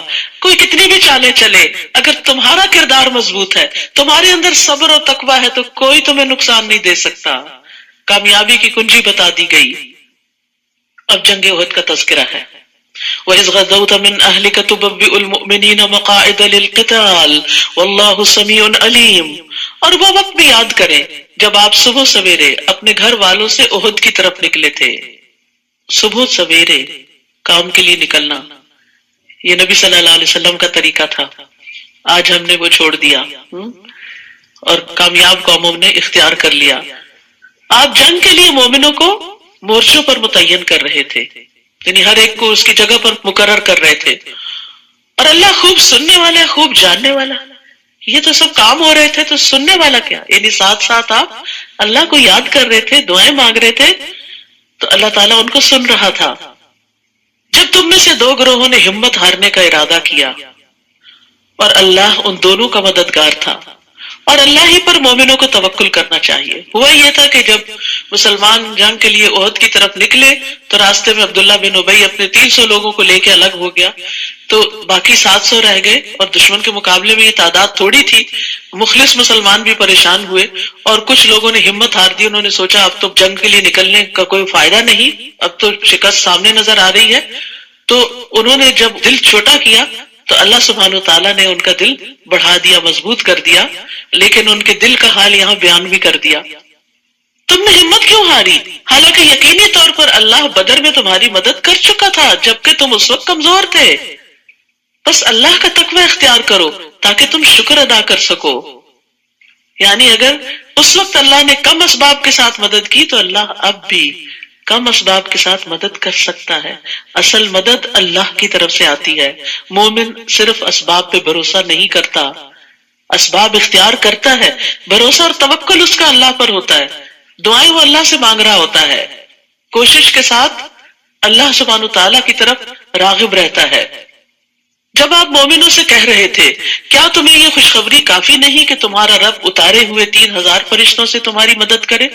کیوں نہیں، بلکہ اگر تم صبر کرو گے اور تقوی اختیار کرو گے اور وہ دشمن تمہارے پاس اپنے جوش سے آئے تو تمہارا رب بھی 5000 نشان لگائے ہوئے فرشتوں سے تمہاری مدد کرے گا۔ یعنی اللہ کی مدد اسی اعتبار سے آتی ہے جس اعتبار سے ہمارے اندر جوش جذبہ ہوتا ہے، اور اللہ نے اس مدد کو تمہارے لیے خوشخبری ہی بنا دیا، اور تاکہ تمہارے دل اس سے مطمئن ہو جائیں۔ اور مدد تو بس اللہ ہی کے پاس سے ہے جو بہت زبردست، بہت حکمت والا ہے۔ اور یہ مدد اس لیے بھی آئی تاکہ وہ کافروں کا ایک حصہ کاٹ دے یا وہ انہیں ذلیل و پسپا کر دے تو وہ نامراد ہو کر لوٹ جائیں، یعنی جو اہل مکہ جنگ کے لیے آئے ہوئے تھے وہ ناکام ہو کے واپس جائیں۔ آپ کے لیے اس معاملے میں سے کچھ بھی اختیار نہیں، خواہ وہ ان پر مہربان ہو جائے یا وہ انہیں عذاب دے، کیونکہ یقیناً وہ ظالم ہے۔ یعنی جنگ احد میں جب بھگدڑ مچی نبی صلی اللہ علیہ وسلم کے حکم کی خلاف ورزی کی وجہ سے، تو اس پر دشمنوں نے جو پیچھے سے اچانک حملہ کیا، نبی صلی اللہ علیہ وسلم کو بھی گھیرے میں لیا، اور آپ پر جو وار ہوا اس سے آپ کا رباعی دانت ٹوٹا، آپ کے سر میں زخم لگا، آپ اپنے سر سے خون پوچھ رہے تھے اور فرما رہے تھے وہ قوم کیسے فلاح پائے گی جس نے اپنے نبی کے سر پر زخم لگا دیا اور اس کو دانت توڑ دیا، جبکہ وہ انہیں اللہ کی طرف بلا رہا تھا۔ اور یہ مشرکین مکہ کی طرف آپ کا اشارہ تھا جنہوں نے آپ کو تکلیف دی تھی۔ تو اس وقت اللہ سبحانہ وتعالیٰ نے آیت نازل فرمائی کہ اس معاملے میں آپ کے ہاتھ میں کچھ نہیں، آپ کہہ رہے کیسے فلاح پائے گی، یہ تو اللہ کا کام ہے کہ انہیں ایمان کی دولت دے دے اس غلطی اور گناہ کے بعد بھی، یا ان کو عذاب دے کہ وہ ظالم ہیں۔ یعنی بندوں کو ہدایت دینا چاہے وہ کتنے ہی حق سے دور چلے گئے ہوں، یہ اللہ کا کام ہے۔ کسی بھی انسان کو ججمنٹل نہیں ہونا چاہیے، اچھا فلاں وہ تو ضرور ایسا ہوگا، نہیں، ہر انسان کے اندر خیر ہے، آپ کو نہیں پتا کون کس وقت اللہ کا محبوب ترین بندہ بن جائے۔ اور اللہ ہی کے لیے ہے جو کچھ آسمانوں میں ہے اور جو کچھ زمین میں ہے، اور جسے وہ چاہتا ہے بخش دیتا ہے اور جسے وہ چاہتا ہے عذاب دیتا ہے، اور اللہ بہت بخشنے والا ہے، نہایت رحم کرنے والا ہے۔ اے لوگو جو ایمان لائے ہو، تم کئی گنا بڑھا چڑھا کر سود نہ کھاؤ اور اللہ سے ڈرو تاکہ تم فلاح پا جاؤ۔ جنگ احد کے تذکرے میں سود کی بات کیونکہ مشکل آئی ہی مال کی محبت کی وجہ سے تھی، جب ابتدا میں جنگ میں مسلمانوں کو کامیابی ہوئی اور وہ مال غنیمت اکٹھا کرنے لگے تو دور جو لوگ درے پہ متعین تھے وہ بھی چھوڑ کے آگے کہ ہمارا حصہ نہ کہیں چلا جائے۔ تو یہاں پر اشارتاً یہ بتایا جا رہا ہے کہ مال کی محبت انسان کے لیے ناکامی کا باعث بنتی ہے جب وہ مال کی محبت میں مبتلا ہو کر اپنے مشن کو بھول جاتا ہے، اپنے مقصد کو بھول جاتا ہے۔ اور ڈرو اس آگ سے جو کافروں کے لیے تیار کی گئی ہے، اور اطاعت کرو اللہ اور رسول کی تاکہ تم پر رحم کیا جائے۔ اللہ اور رسول کی اطاعت اللہ کی رحمت لاتی ہے۔ اور جلدی کرو اپنے رب کی بخشش کی طرف اور اس جنت کی طرف جس کی چوڑائی آسمانوں اور زمین کے برابر۔ صرف دنیا کے چھوٹے چھوٹے گھروں کے لیے اپنی ساری زندگیاں کھپا دیتے ہو، اس بڑی جنت کے گھر کی طرف بھی توجہ کرو جو متقی لوگوں کے لیے تیار کی گئی ہے۔ رسول اللہ صلی اللہ علیہ وسلم نے فرمایا جنت کے ایک کنارے سے دوسرے کنارے تک 40 سال کی مسافت ہے، اتنا بڑا گھر۔ اور جنت پر ایک دن ایسا آئے گا کہ وہ لوگوں کے رش کی وجہ سے بھری ہوئی ہوگی۔ رسول اللہ صلی اللہ علیہ وسلم نے فرمایا جنتی جنت میں داخل ہو جائیں گے اور اس میں جتنی اللہ عز و جل چاہے گا زائد جگہ بچ جائے ہوتی ہے، خوشی میں بھی اور تنگی میں بھی۔ آپ دیکھیے ایک وہ شخص ہوتا ہے جس کے پاس بہت ہوتا ہے، وہ اگر بہت بھی خرچ کر دے تو بہت فرق نہیں پڑتا، ٹھیک ہے، نارمل بات ہے، اچھا ہے، اجر ملے گا۔ ایک وہ ہے جس کے پاس بہت تھوڑا ہے، اس میں سے وہ تھوڑا سا خرچ کر دیتا ہے، اس کو پرواہ نہیں ہو کہ پہلے ہی تھوڑا ہے، تھوڑا اور نکل گیا، ڈزنٹ میٹر، وہ بھی نارمل ہے۔ ایک بیچ کا ہے کہ جس کو مالدار ہونے کی امید ہے لیکن خرچ کر کے فقیر ہونے کا بھی ڈر ہے، اس کا خرچ کیا ہوا افضل ترین خرچ ہے۔ تو اس لیے فرمایا وہ جو خوشی اور تکلیف میں خرچ کرتے ہیں، یعنی دونوں موقعوں پر دونوں طرح سے سخت غصے کو ضبط کرنے والے ہیں، یہاں عام غصے کی بات نہیں، غیظ کی بات ہے، شدید غصے کو کنٹرول کر جاتے ہیں اور لوگوں سے درگزر کرنے والے معاف کر دیتے ہیں، اور اللہ ایسے محسنوں سے محبت کرتا ہے۔ ان کے لیے ہیں جنتوں کے باغ، جنہوں نے اپنے آپ کو کنٹرول کیا اور خصوصاً اپنے غصے کو کنٹرول۔ نبی صلی اللہ علیہ وسلم نے فرمایا جو آدمی اپنے غصے کو نافذ کرنے کے باوجود پی گیا، یعنی جن پہ اس کا غصہ چلتا ہے جیسے بچے وغیرہ، تو ان پہ غصہ کرنے کی بجائے اپنے آپ کو کنٹرول کر کے پھر ان سے بھلے طریقے سے بات کرتا ہے، تو اللہ قیامت کے دن اس کے دل کو امیدوں سے بھر دے گا۔ جب حشر کا میدان ہوگا، خوف ہوگا ہر طرف، تو وہ بڑا پر امید ہوگا کہ میں نے اللہ کی خاطر اپنا نفس کنٹرول کیا تھا، اپنا غصہ کنٹرول کیا تھا۔ تو اس طرح اللہ سبحانہ وتعالیٰ اس کو جنت میں داخل کرے گا۔ ابو درداء کہتے ہیں کہ ایک شخص نے رسول اللہ صلی اللہ علیہ وسلم سے کہا ایسے عمل کی طرف میری رہنمائی کریں جو مجھے جنت میں داخل کر دے۔ آپ نے فرمایا غصہ نہ کرو، تمہارے لیے جنت ہے۔ اور ایک جگہ پر 3 بار یہ سوال کیا، 3 بار آپ نے کہا لا تغضب لا تغضب لا تغضب، غصہ چھوڑ دو۔ اور آپ دیکھیے ہمارے بہت سے معاملات غصے کی وجہ سے ہی خراب ہوتے ہیں، اور کیا خوبیاں ان کے اندر۔ اور جب ایسے لوگ کوئی فحش کام کرتے ہیں یا اپنے نفسوں پر ظلم کرتے ہیں، یعنی غلطی ہو جاتی ہے، گناہ ہو جاتا ہے، کوئی منہ سے بات ایسی نکل جاتی ہے جو دوسرے کے لیے تکلیف دہ ہوتی ہے، تو فوراً اللہ کو یاد کرتے ہیں، پھر اپنے گناہوں کے لیے معافی مانگتے ہیں۔ اور کون ہے جو اللہ کے سوا گناہوں کو بخش دے، یعنی جو ڈیمیج ہوتا ہے اس کو فوراً درست کرنے کی کوشش کرتے ہیں، اور وہ اپنے کیے پر اصرار نہیں کرتے، اپنی غلطیوں کو بار بار نہیں دہراتے، پھر ان غلطیوں سے بچنے کی بھی اسٹریٹجی ڈیوائز کرتے ہیں۔ اللہ سبحانہ وتعالیٰ چاہتا ہے کہ ان ہدایات کا مطلب کیا ہے؟ اس کا مطلب یہ ہے کہ اگر ہم اوپر کے درجے سے ذرا نیچے آئیں تو واپس اوپر ہی جائیں، لڑکتے نہ جائیں پھر، کیونکہ انسان جب ایک گناہ کرتا ہے پھر دوسرا، تو ایک گناہ دوسرے کو کھینچ لاتا ہے اور انسان کے اندر سے حیا نکل جاتی ہے، وہ کہتا ہے میں تو ہوئی برا، سو وٹ، میں اور بھی چند برائیاں کر لوں، اور شیطان اس کو کہتا ہے تم نے بخشے تو جانا نہیں، دنیا میں عیش کر لو، اپنی مرضی سے جیو۔ نہیں، اللہ سبحانہ وتعالیٰ ہمیں جنت کی طرف بلاتا ہے۔ اگر غلطی ہو گئی، کہیں سے کچھ ڈیمیج ہو گیا، فکس کر لو فوراً۔ اولئک جزاؤہم مغفرۃ من ربہم وجنات تجری من تحتها الانہار خالدین فیہا ونعم اجر العاملین۔ ایسے ہی لوگوں کی جزا ان کے رب کی طرف سے بخشش اور جنت کے باغات ہیں۔ سبحان اللہ، یعنی چھوٹی سی قربانی ہے لیکن اجر بہت بڑا۔ جن کے نیچے نہریں بہتی ہیں وہ ان میں ہمیشہ رہنے والے ہیں، اور کتنا اچھا اجر ہے عمل کرنے والوں کا۔ یقیناً تم سے پہلے بھی کئی واقعات گزر چکے ہیں، تو تم زمین میں چل پھر کے دیکھ لو کہ جھٹلانے والوں کا انجام کیسے ہوا۔ یہ کلام عام لوگوں کے لیے ایک واضح بیان ہے اور متقی لوگوں کے لیے ہدایت اور نصیحت ہے۔ اور تم کمزور نہ بنو اور غم نہ کرو، اور تم ہی غالب ہوگے اگر تم مومن ہوئے۔ یعنی بعض اوقات انسان کو ریٹریٹ کرنا پڑتا ہے، شکست ہوتی ہے، اس کو پیچھے ہٹنا پڑتا ہے اپنے کسی موقف سے، لیکن ایسا نہیں کہ اس سے وہ اللہ کی نگاہ میں پیچھے ہو جاتا ہے، یا ایسا نہیں کہ وہ موقع بس آخری موقع ہوتا ہے کوئی نیکی کمانے کا، نہیں، پھر دن بدلتے ہیں، پھر حالات بدلتے ہیں، اور کسی بھی موقف میں پیچھے ہٹ جانا انسان کی بلندی کی علامت ہوتی، اس کے بڑے ہونے کی علامت ہوتی ہے۔ وَأَنْتُمُ الْأَعْلَوْنَ إِن كُنتُم مُؤْمِنِينَ، کیونکہ اللہ دراصل بندوں کا ایمان دیکھتا ہے۔ تمہیں اگر کوئی زخم لگا ہے تو بدر میں ان لوگوں کو بھی اسی طرح کا زخم لگ چکا ہے، اور ان دنوں کو ہم لوگوں کے درمیان پھیرتے رہتے ہیں، یعنی حالات اور دن ایک جیسے نہیں ہوتے۔ اور احد میں شکست اس لیے تھی تاکہ اللہ ایمان والوں کو جان لے، یعنی تمہارا امتحان مقصود تھا، اور تم میں سے کچھ کو شہید بنا لے، کیونکہ لوگوں کے اندر جنگ بدر کے بعد بڑا شوق اور ولولہ تھا، لہٰذا جنگ احد میں 70 شہید ہوئے، اور جنگ بدر میں 70 مارے گئے تھے دشمنوں کے، اور 70 قید بھی ہوئے تھے، تو اس اعتبار سے پھر بھی مسلمانوں کا پلہ بھاری تھا۔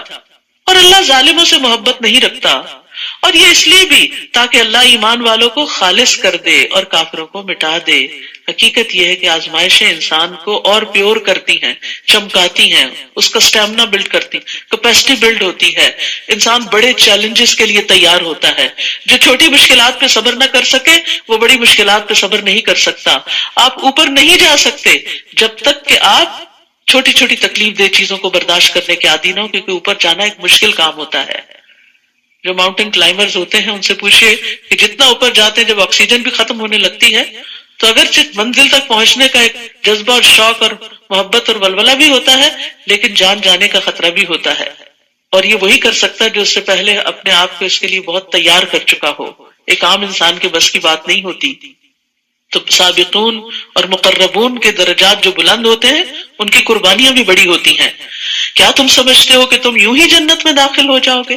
حالانکہ ابھی تو اللہ نے ان لوگوں کو جانا ہی نہیں کہ کس نے تم میں سے جہاد کیا اور کون صبر کرنے والے ہیں، تمہاری محنتوں کو ابھی دیکھا ہی نہیں۔ اور جہاد بالنفس بھی ہوتا ہے، جہاد بالمال بھی ہوتا ہے، جہاد بالقلم بھی ہوتا ہے، جہاد بالذات ہر چیز کا، یعنی اپنی عزت کے ساتھ بھی اور اپنے مال اور اپنی جان ہر چیز کے ساتھ ہوتا ہے۔ اور صبر کرنے والوں کو اللہ نے نہیں جانا، دیکھا نہیں، یعنی اللہ کو تو معلوم ہے لیکن وہ ثابت کرنا چاہتا ہے۔ اور یقیناً جنگ میں موت کا سامنا کرنے سے پہلے تو تم موت کی تمنا کر رہے تھے، تو بے شک اب تم نے اسے دیکھ لیا اور تم اپنی آنکھوں سے اسے دیکھ رہے تھے۔ اور محمد تو ایک رسول ہی ہیں صلی اللہ علیہ وسلم۔ یہ آیت اس وقت اتری جب جنگ احد میں یہ خبر مشہور ہوگی کہ نبی صلی اللہ علیہ وسلم شہید ہو گئے ہیں، تو لوگوں کو ہوا کہ اب پھر ہمارے لیے کیا باقی بچا، آپ نہیں تو پھر یہ مشن تو کامیاب ہو نہیں سکتا، لہٰذا انہوں نے بھی ہتھیار ڈال دیے۔ تو اس پر کہا گیا کہ وہ تو ایک رسول ہیں جن سے پہلے کئی رسول گزر چکے، کیا بھلا پھر اگر وہ فوت ہو جائیں یا قتل کر دیے جائیں تو تم اپنی ایڑیوں پر واپس پلٹ جاؤ گے؟ اور جو اپنی ایڑیوں پر واپس پلٹے گا تو وہ اللہ کا ہرگز کچھ نہ بگاڑ سکے گا، اور شکر کرنے والوں کو اللہ جلد اچھا بدلہ دے گا۔ یعنی تم ایک لیڈر کی خاطر نہیں لڑ رہے، تم صرف اللہ رب العزت کی خاطر، اس کے کلمے کی خاطر فی سبیل اللہ اس جگہ پر آئے ہو، اور کوئی نفس اللہ کے حکم کے بغیر نہیں مر سکتا۔ موت کا وقت تو لکھا ہوا ہے، اور جو کوئی دنیا میں اپنے عمل کا بدلہ چاہتا ہے تو ہم اسے اس میں دے دیتے ہیں۔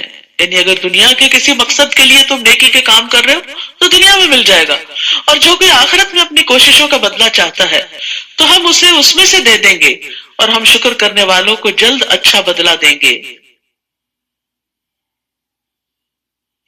اور کتنے ہی نبی ایسے گزرے جن کے ساتھ مل کر بہت سے اللہ والوں نے جنگ کی، تو اللہ کی راہ میں انہیں جو کچھ بھی پیش آیا اس پر نہ تو انہوں نے ہمت ہاری، نہ وہ کمزور پڑے، اور نہ ہی وہ دبے، اور اللہ صبر کرنے والوں سے محبت رکھتا ہے۔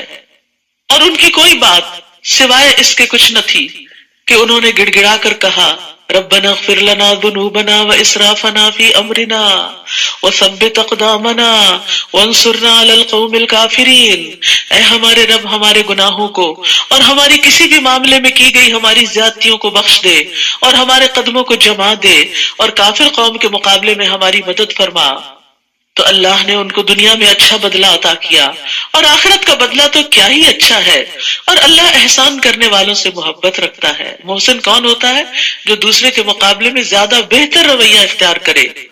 اے لوگو جو ایمان لائے ہو، اگر تم ان لوگوں کی اطاعت کرو گے جنہوں نے کفر کیا تو وہ تمہیں تمہاری ایڑیوں کے بل کفر کی طرف پھیر دیں گے، پھر تم خسارہ پانے والے بن کر پلٹو گے۔ بلکہ اللہ ہی تمہارا مولا ہے اور وہ مدد کرنے والوں میں سب سے بہتر ہے۔ جنہوں نے کفر کیا ہم ضرور ان لوگوں کے دلوں میں تمہارا روب ڈال دیں گے، اس وجہ سے کہ انہوں نے اللہ کے ساتھ وہ شریک بنائے جن کی اس نے کوئی دلیل نازل نہیں کی، اور ان کا ٹھکانہ آگ ہے، اور کتنا برا ٹھکانہ ہے ان ظالموں کا۔ تو یاد رکھیے کہ شرک جو ہے زندگی میں خوف اور بے برکتی کا باعث ہوتا ہے، اور یقیناً اللہ نے تم سے اپنی مدد کا وعدہ سچا کر دکھایا جب تم انہیں اس کے حکم سے قتل کر رہے تھے، یعنی جنگ احد کے موقع پر، یہاں تک کہ جب تم نے بزدلی دکھائی اور رسول کے حکم کے بارے میں باہم جھگڑا کیا، یعنی ان کی بات نہ مانی، اور جو ہی اس نے تمہیں وہ چیز دکھائی یعنی مال غنیمت جس سے تم محبت رکھتے تھے، تو تم نے رسول کی نافرمانی کی، کیونکہ تم میں سے کوئی وہ ہے جو دنیا کو چاہتا ہے اور تم میں سے کوئی وہ ہے جو آخرت کو چاہتا ہے۔ پھر اس نے تمہیں ان کافروں سے پھیر دیا تاکہ وہ تمہیں آزمائے، اور یقیناً اس نے تم سے درگزر کیا، اور اللہ مومنوں پر بڑا فضل کرنے والا ہے۔ اذ تسعدون ولا تلوون ولا تلوون على احد والرسول يدعوكم في اخراكم، جب تم چڑھے جا رہے تھے یعنی میدان سے بھاگ رہے تھے اور کسی ایک کو بھی مڑ کر نہ دیکھتے تھے، اور رسول تمہیں تمہارے پیچھے سے پکار رہے تھے، تو اس نے تمہیں غم پر غم دیا تاکہ تم اس پر رنج نہ کرو جو تم سے چھن گیا، اور نہ اس مصیبت پر جو تمہیں پہنچی، اور جو تم عمل کرتے ہو اللہ اس کی خوب خبر رکھنے والا ہے۔ تو اس سے یہ پتہ چلتا ہے کہ اللہ بندوں سے چاہتا ہے کہ وہ دنیا کے نقصانات پر غم نہ کریں، اسی لیے وہ بعض اوقات غم پہ غم ڈالتا ہے تاکہ بندہ غم سہنے کا ایسا عادی ہو کہ پھر پرواہ نہ کرے۔ غم انسان کے لیے تنگی پیدا کرتا ہے، اور پھر غم انسان کو کبھی مفید کاموں سے روک بھی لیتا ہے، یعنی غم کے مارے وہ اچھے کام نہیں کر سکتا۔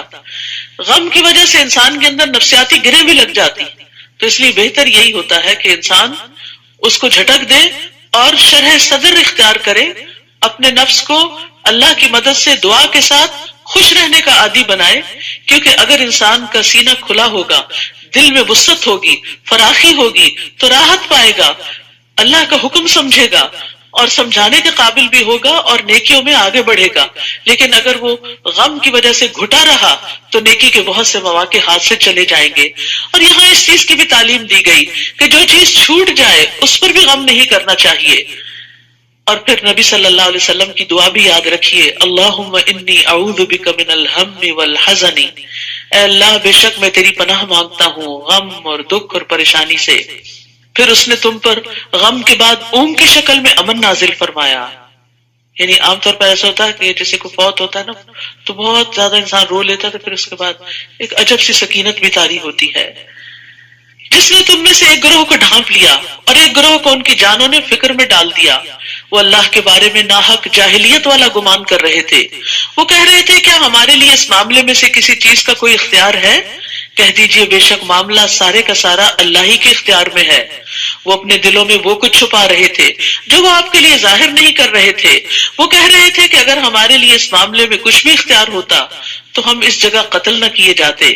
کہہ دیجئے اگر تم اپنے گھروں میں بھی ہوتے تو جن لوگوں کے حق میں قتل ہونا لکھ دیا گیا تھا وہ تو اپنی موت کے مقامات کی طرف نکل پڑتے، اور یہ اس لیے ہوا تاکہ جو کچھ تمہارے سینوں کے اندر ہے اللہ اسے آزما لے، اور تاکہ جو کچھ تمہارے دلوں میں ہے اسے خالص کر دے، یعنی کوٹ کپٹ سب کچھ نکال دے، اور اللہ سینوں کے بھید خوب جاننے والا ہے۔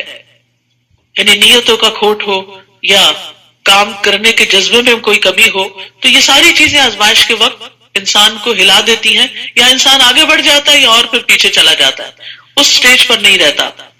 یعنی تکلیف اور مصیبت اور آزمائش یا انسان کو ترقی دلاتی ہے یا پھر نیچے گرا دیتی ہے، پیچھے پھیر دیتی ہے۔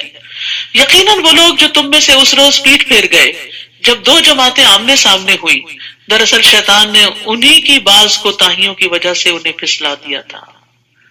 یعنی نیکی کے کام کے لیے نکلے تھے، نبی صلی اللہ علیہ وسلم کے ساتھ نکلے تھے، لیکن ایک خوف زدہ خبر سن کے پیچھے ہٹنے لگے، اور پھر خاص طور پر جو منافقین پیچھے چلے گئے تھے تو دراصل ان کے نفاق کی وجہ سے انہیں توفیق نہ ہوئی کہ وہ نبی صلی اللہ علیہ وسلم کے ساتھ جنگ میں حصہ لے سکیں۔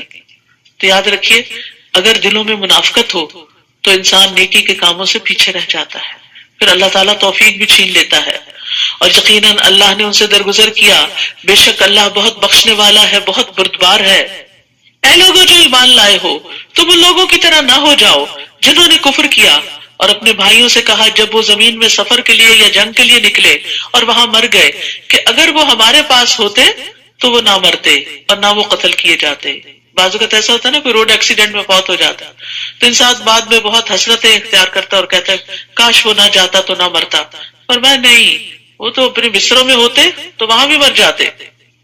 یہ اس لیے کہ اللہ اس بات کو ان کے دلوں میں حسرت بنا دے، اور اللہ ہی زندگی دیتا ہے اور وہی موت دیتا ہے، اور جو کچھ تم کرتے ہو اللہ اسے خوب دیکھنے والا ہے۔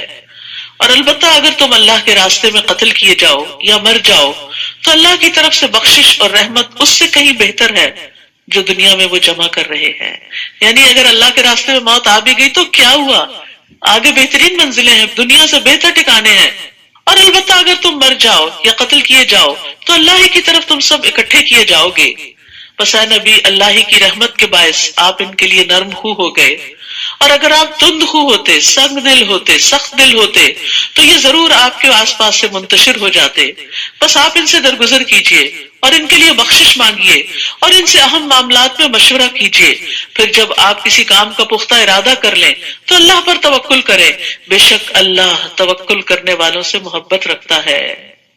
یاد رکھیے، ایک دائی اور ایک لیڈر کے اندر جو بیسک کوالٹیز ہونی چاہیے، رحمت، نرمی، تواضع اور کندھے جھکا دینا اور ساتھیوں کے لیے دعا کرنا، ان کی فکر کرنا. نرمی کاموں کو خوبصورت بنا دیتی ہے. نبی صلی اللہ علیہ وسلم نے فرمایا، بے شک نرمی جس چیز میں بھی ہوتی ہے اس کو زینت بخش دیتی ہے، اور جس چیز سے نکال دی جاتی ہے اسے بدصورت کر دیتی ہے. نرمی گھرانوں کو فائدہ دیتی ہے.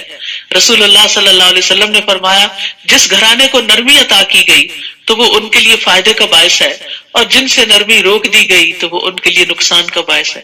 یعنی جن گھروں میں نرمی نہیں ہوتی آپس میں ایک دوسرے کے لیے، وہاں نقصان ہی نقصان ہے. اب اس انتظار میں نہ رہے کہ دوسرے نرم ہو تو ہم نرم ہو، ہم نرمی کا آغاز کریں. اگر اللہ تمہاری مدد کرے تو کوئی تم پہ غالب آنے والا نہیں، اور اگر وہ تمہیں چھوڑ دے تو اس کے بعد کون ہے جو تمہاری مدد کرے گا. اور اللہ ہی پر مومنوں کو توکل کرنا چاہیے. دیکھیے بار بار ان آیات میں توکل کا درس ہے کہ اللہ پہ بھروسہ کرو، اللہ تمہارے کام سنوار دے گا. کسی نبی کے لیے ممکن نہیں کہ وہ خیانت کرے، یعنی مال غنیمت میں سے کچھ اپنے لیے نکال لے. اور جو کوئی خیانت کرے گا وہ قیامت کے دن اس چیز کو لے کر آئے گا جو اس نے خیانت کی ہوگی. پھر ہر نفس کو اس کی کمائی کا پورا پورا بدلہ دے دیا جائے گا اور وہ ظلم نہ کیے جائیں گے. کیا بھلا وہ جو ہمیشہ اللہ کی رضا کی پیروی کرے اس کی طرح ہو سکتا ہے جو ہمیشہ اللہ کی ناراضگی کے ساتھ پلٹے اور اس کا ٹھکانہ جہنم ہو، اور کتنی بری ہے وہ لوٹنے کی جگہ. ہم درجات عند اللہ واللہ بصیر بما یعملون. وہ اللہ کے نزدیک مختلف درجوں میں ہیں، اور جو عمل وہ کرتے ہیں اللہ اس کو خوب دیکھنے والا ہے. لقد من اللہ علی المؤمنین اذ بعث فیہم رسولا من انفسہم یتلو علیہم آیاتہ ویزکیہم ویعلمہم الکتاب والحکمہ وان کانوا من قبل لفی ضلال مبین. یقیناً اللہ نے مومنوں پر احسان کیا. اللہ کا بہت بڑا انعام ہے، مہربانی ہے، رحمت ہے جب انہی میں سے ایک رسول ان میں بھیجا، یعنی انہی کی قوم کے اندر سے رسول اٹھایا. وہ ان پر اللہ کی آیات پڑھ کر سناتا ہے، یعنی قرآن کی تلاوت کرتا ہے، اور ان کا تزکیہ کرتا ہے، یعنی ان کے دلوں کے میل کچیل تک بھی نکالتا ہے، ان کے اخلاق سنوارتا ہے. انما بعثت لاتمم مکارم الاخلاق، کہ میں اخلاق کی تکمیل کے لیے بھیجا گیا ہوں. اور انہیں کتاب و حکمت کی تعلیم دیتا ہے، اور یقیناً اس سے پہلے وہ کھلی گمراہی میں مبتلا تھے. تو یاد رکھیے یہ چاروں چیزیں ساتھ ساتھ چلتی ہیں، تلاوت کتاب، تعلیم کتاب اور حکمت کے ساتھ ساتھ تزکیہ بھی، کیونکہ جب تک تزکیہ نہ ہو، اصلاح نہ ہو تو تعلیم کا مقصد فوت ہو جاتا ہے. کیا احد میں جب تمہیں ایک مصیبت پہنچی حالانکہ تم بدر میں اس سے دگنی پہنچا چکے تھے تو تم کہنے لگے یہ کہاں سے آئی؟ کہہ دیجئے وہ تمہارے ہی نفسوں کی جانب سے ہے. بے شک اللہ ہر چیز پر خوب قدرت رکھنے والا ہے. اور جو مصیبت تمہیں اس روز پہنچی جب دو جماعتیں آمنے سامنے ہوئی تو وہ اللہ کے اذن سے تھی، کیونکہ مسلمان حیران ہو گئے کہ اللہ کے رسول ہمارے ساتھ ہیں اور اب اللہ کی خاطر نکلے ہیں تو یہ نقصان کیسے ہو گیا؟ کیونکہ بعض اوقات آپ کہتے ہیں نا میں تو دین کے کام کے لیے نکلی تھی تو نقصان کیوں ہو گیا؟ تو یہ بھی اللہ کے اذن سے ہی ہوتا ہے، اور تاکہ وہ ایمان والوں کو جان لے. وہ پرکھنا چاہتا ہے کہ کون پھر بھی استقامت اختیار کرتا ہے اور کون اس رستے میں چھوٹے موٹے نقصان سے بددل ہو کے پیچھے پلٹ جاتا ہے، اور تاکہ وہ ان لوگوں کو بھی جان لے جنہوں نے منافقت کی، یعنی منافقوں کو الگ کرنا بھی چاہتا ہے. اور جب انہیں کہا گیا کہ آؤ اللہ کے راستے میں جنگ کرو یا دفاع ہی کرو تو کہنے لگے اگر ہم جنگ کرنا جانتے ہوتے تو ضرور ہم تمہاری پیروی کرتے، تمہارے ساتھ آتے. وہ اس دن ایمان کی بنسبت کفر کے زیادہ قریب تھے کیونکہ ایمان والوں کا ساتھ نہیں دیا تھا. وہ اپنے منہوں سے وہ کچھ کہہ رہے تھے جو ان کے دلوں میں نہیں تھا، اور اللہ اس کو زیادہ جانتا ہے جو وہ چھپاتے تھے. یہ وہ لوگ تھے جو خود تو پیچھے بیٹھ رہے اور اپنے لڑنے والے بھائیوں کے بارے میں کہنے لگے کہ اگر وہ ہماری بات مانتے تو وہ قتل نہ کیے جاتے. کہہ دیجئے اگر تم سچے ہو تو اپنے آپ کو موت سے بچا کر دکھاؤ. اور وہ لوگ جو اللہ کی راہ میں مارے جائیں آپ انہیں ہرگز مردہ خیال نہ کریں بلکہ وہ زندہ ہیں، اپنے رب کے پاس رزق دیے جا رہے ہیں. سبحان اللہ. یعنی یہ موت نہیں جس کو شہادت کہا جاتا ہے، اور وہاں ان کو رزق بھی ملتا ہے. یعنی عام مومن جب فوت ہوتا ہے تو چاہے وہ آرام کی حالت میں ہو لیکن اس کو رزق نہیں ملتا، وہ رزق جنت میں جا کے ہی ملے گا. لیکن جو اللہ کے راستے میں مرتا ہے اس کو برزخ کی زندگی میں بھی رزق عطا ہوتا ہے. رسول اللہ صلی اللہ علیہ وسلم نے فرمایا شہید قتل کی صرف اتنی تکلیف محسوس کرتا ہے جتنی تم میں سے کسی کو چیونٹی کے کاٹنے سے ہوتی ہے. بس اس کے خون کے پہلے قطرے کے ساتھ اس کی بخشش ہو جاتی ہے. جنت میں اس کا ٹھکانہ دکھا دیا جاتا ہے، عذاب قبر سے محفوظ رہتا ہے، قیامت کے دن بڑی گھبراہٹ سے محفوظ رہے گا، ایمان کے لباس سے مزین کیا جاتا ہے. حضرت عمر رضی اللہ عنہ دعا کیا کرتے تھے اللہم ارزقنی شہادتا فی سبیلک وجعل موتی فی بلد رسولک صلی اللہ علیہ وسلم. اے اللہ مجھے اپنے راستے میں شہادت عطا کر اور میری موت اپنے رسول صلی اللہ علیہ وسلم کے شہر میں مقدر کر دے، یعنی مدینہ میں موت دینا. اللہ نے انہیں اپنے فضل سے جو کچھ عطا کیا اس پر وہ خوش ہیں، اور جو ان کے پیچھے ایمان والے ابھی تک شہید ہو کر ان سے نہیں ملے ان کے بارے میں بھی وہ خوشیاں منا رہے ہیں. کس بات کی؟ کہ وہ بھی ہمارے نقش قدم پر ہیں، کہ ان پر نہ کوئی خوف ہوگا اور نہ وہ غمگین ہوں گے.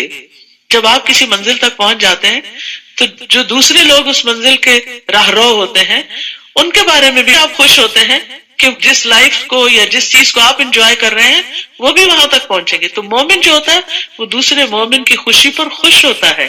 یہ بھی ایمان کی علامت ہوتی ہے. وہ اللہ کی نعمت اور فضل پر خوش ہوتے ہیں. یہ دنیا سے شروع کرنا پڑتا ہے، جب جا کے مرنے کے بعد فضل جب حقیقی شکل میں مل جاتا ہے تو اس پر خوش ہوتا ہے. اور یقیناً اللہ مومنوں کا اجر ضائع نہیں کرتا. وہ مومن جنہوں نے احد میں زخم لگنے کے باوجود اللہ اور رسول کے حکم پر لبیک کہا، ان میں سے جنہوں نے احسان اور تقوی کی روش اختیار کی ان کے لیے بہت بڑا اجر ہے. یعنی اگرچہ شکست ہوئی پھر بھی بد دل نہیں ہوئے، پھر بھی احسان کی روش اختیار کی. وہ جن سے منافق لوگوں نے کہا کہ دشمن کے لوگ تمہارے خلاف جمع ہو گئے تو ڈرو ان سے، تو ڈرنے کی بجائے اس بات نے انہیں ایمان میں اور بڑھا دیا اور وہ کہنے لگے حسبنا اللہ و نعم الوکیل، ہمیں اللہ ہی کافی ہے اور وہ بہترین کارساز ہے. ہوا یہ تھا کہ جنگ احد کے بعد یہ خبر مشہور ہوئی کہ دشمن پھر پلٹ کر حملہ کرنے لگا ہے. تو نبی صلی اللہ علیہ وسلم نے لوگوں کو حکم دیا کہ وہ نکلیں اب پھر مقابلے کے لیے. زخموں سے چور لوگ، تھکے ہارے، یعنی صرف جسمانی زخم نہیں تھے، دل میں بڑے بڑے زخم لگ چکے تھے کہ مدینہ کے ہر گھر سے کوئی نہ کوئی شہید ہو چکا تھا. لیکن اس کے باوجود وہ پھر اٹھ کھڑے ہوئے. سوچئے اگر آپ ایک دن تھکے ہو کسی کام میں، دوسرے دن پھر بلا لیا جائے تو ہمارا حال کیا ہوتا ہے؟ کن کو ہم پہ رحم نہیں آتا. لیکن یہ بھی ایک بڑی سخت آزمائش تھی کہ اس وقت انہیں خوف بھی دلایا گیا، غم بھی تھا، خوف بھی تھا، جسمانی زخم بھی تھے، لیکن پھر بھی وہ کہنے لگے حسبنا اللہ و نعم الوکیل. یعنی جب چیزیں بہت مشکل ہو جایا کرے نا تو اللہ سے مدد مانگا کرے، حسبنا اللہ و نعم الوکیل. یہ وہ کلمہ ہے جسے ابراہیم علیہ السلام نے اس وقت کہا جب ان کو آگ میں ڈالا گیا تھا تو آگ ان پر ٹھنڈی ہو گئی تھی. سبحان اللہ. تو اسی طرح مشکل کام آسان ہو جائیں گے جب آپ حسبنا اللہ پڑھ لیں گے. تو وہ اللہ کی نعمت اور فضل کے ساتھ لوٹے. وہاں جا کر انہوں نے تجارت کی اور نفع کما کر آئے اور انہیں کوئی تکلیف بھی نہ پہنچی. یعنی جس چیز سے وہ ڈر رہے تھے دشمن بھی بھاگ گیا اور انہوں نے اللہ کی رضا کی پیروی کی، یعنی اللہ کے فیصلے پر راضی ہو گئے. اور اللہ بہت بڑے فضل والا ہے. یہ توکل کے 4 انعام تھے کہ نعمت ملی، فضل ملا، تکلیف دور ہوئی اور اللہ کی رضا حاصل ہوئی. یہ تو شیطان ہی ہے جو تمہیں اپنے دوستوں سے ڈراتا ہے، تو تم ان سے نہ ڈرو اور مجھ ہی سے ڈرو اگر ہو تم ایمان لانے والے. اور جو لوگ کفر میں بھاگ دوڑ کر رہے ہیں وہ آپ کو غمگین نہ کریں، بے شک وہ اللہ کو ہرگز کچھ بھی نقصان نہیں دے سکتے. اللہ چاہتا ہے کہ ان کے لیے آخرت میں کوئی حصہ نہ رکھے اور ان کے لیے بہت بڑا عذاب ہے. یہاں مومنوں کی حوصلہ افزائی کی جا رہی ہے کہ ان کے دشمن ان کو کچھ بھی نقصان نہیں دے سکتے. اصل ضرورت ہے اپنا ایمان سلامت رکھنے کی. یقیناً وہ لوگ جنہوں نے ایمان کے بدلے کفر خرید لیا وہ ہرگز اللہ کا کچھ بھی نہ بگاڑ سکیں گے. اور ان کے لیے دردناک عذاب ہے۔ یقیناً کفر کرنے والوں کو جو ڈھیل ہم دے رہے ہیں وہ اسے اپنے حق میں ہرگز اچھا خیال نہ کرے، یعنی اللہ کی نافرمانی کے باوجود اگر کوئی مصیبت نہیں آ رہی تو یہ مت سمجھو کہ اللہ راضی ہے تم سے، بے شک یہ ڈھیل تو ہم انہیں اس لیے دے رہے ہیں تاکہ وہ گناہوں میں اور زیادہ بڑھ جائیں اور ان کے لیے رسوا کن عذاب ہے۔ یہ بھی بڑی ڈرنے کی بات ہے کہ انسان اللہ کی نافرمانی کرے اور دنیا میں اس پر کوئی آزمائش اور امتحان نہ ہو اور انسان سمجھے کہ میں جو کر رہا ہوں ٹھیک ہی کر رہا ہوں، کیونکہ جب مشکل آتی ہے تو انسان اپنی غلطیوں کا سوچتا ہے۔ اور ایسا نہیں ہو سکتا کہ اللہ مومنوں کو اسی حال پہ چھوڑ دے جس پر تم اس وقت ہو، یہاں تک کہ ناپاک کو پاک سے الگ کر دے، اور نہ ہی اللہ ایسا ہے کہ تمہیں غیب پر مطلع کرے، لیکن اس کے لیے وہ اپنے رسولوں میں سے جسے چاہتا ہے چن لیتا ہے۔ بس اللہ اور اس کے رسولوں پر ایمان لے آؤ، اگر تم ایمان لاؤ گے اور تقوی اختیار کرو گے تو تمہارے لیے بہت بڑا اجر ہے۔ وَإِن تُؤْمِنُوا وَتَتَّقُوا فَلَكُمْ أَجْرٌ عَظِيمٌ۔ تقوی انسان کے دل پر بھی ایک چیک ہوتا ہے کہ برا نہیں سوچنا، نیگیٹو تھنکنگ نہیں، زبان پر بھی ایک لاک لگاتا ہے، کوئی بری بات زبان سے نہیں نکالنی، ایکشن میں بھی انسان کو روک کے رکھتا ہے کہ کہیں زیادتی نہیں کرنی۔ اور وہ لوگ جو اللہ کی عطا کردہ فضل میں بخل کرتے ہیں وہ ہرگز نہ سمجھے کہ یہ ان کے حق میں بہتر ہے، بلکہ یہ ان کے حق میں بہت برا ہے۔ قیامت کے دن وہ ضرور اسی چیز کے ساتھ توق پہنائے جائیں گے جس میں انہوں نے بخل کیا، اور آسمانوں اور زمین کی میراث اللہ ہی کے لیے ہے، اور جو تم عمل کرتے ہو اللہ اس سے خوب باخبر ہے۔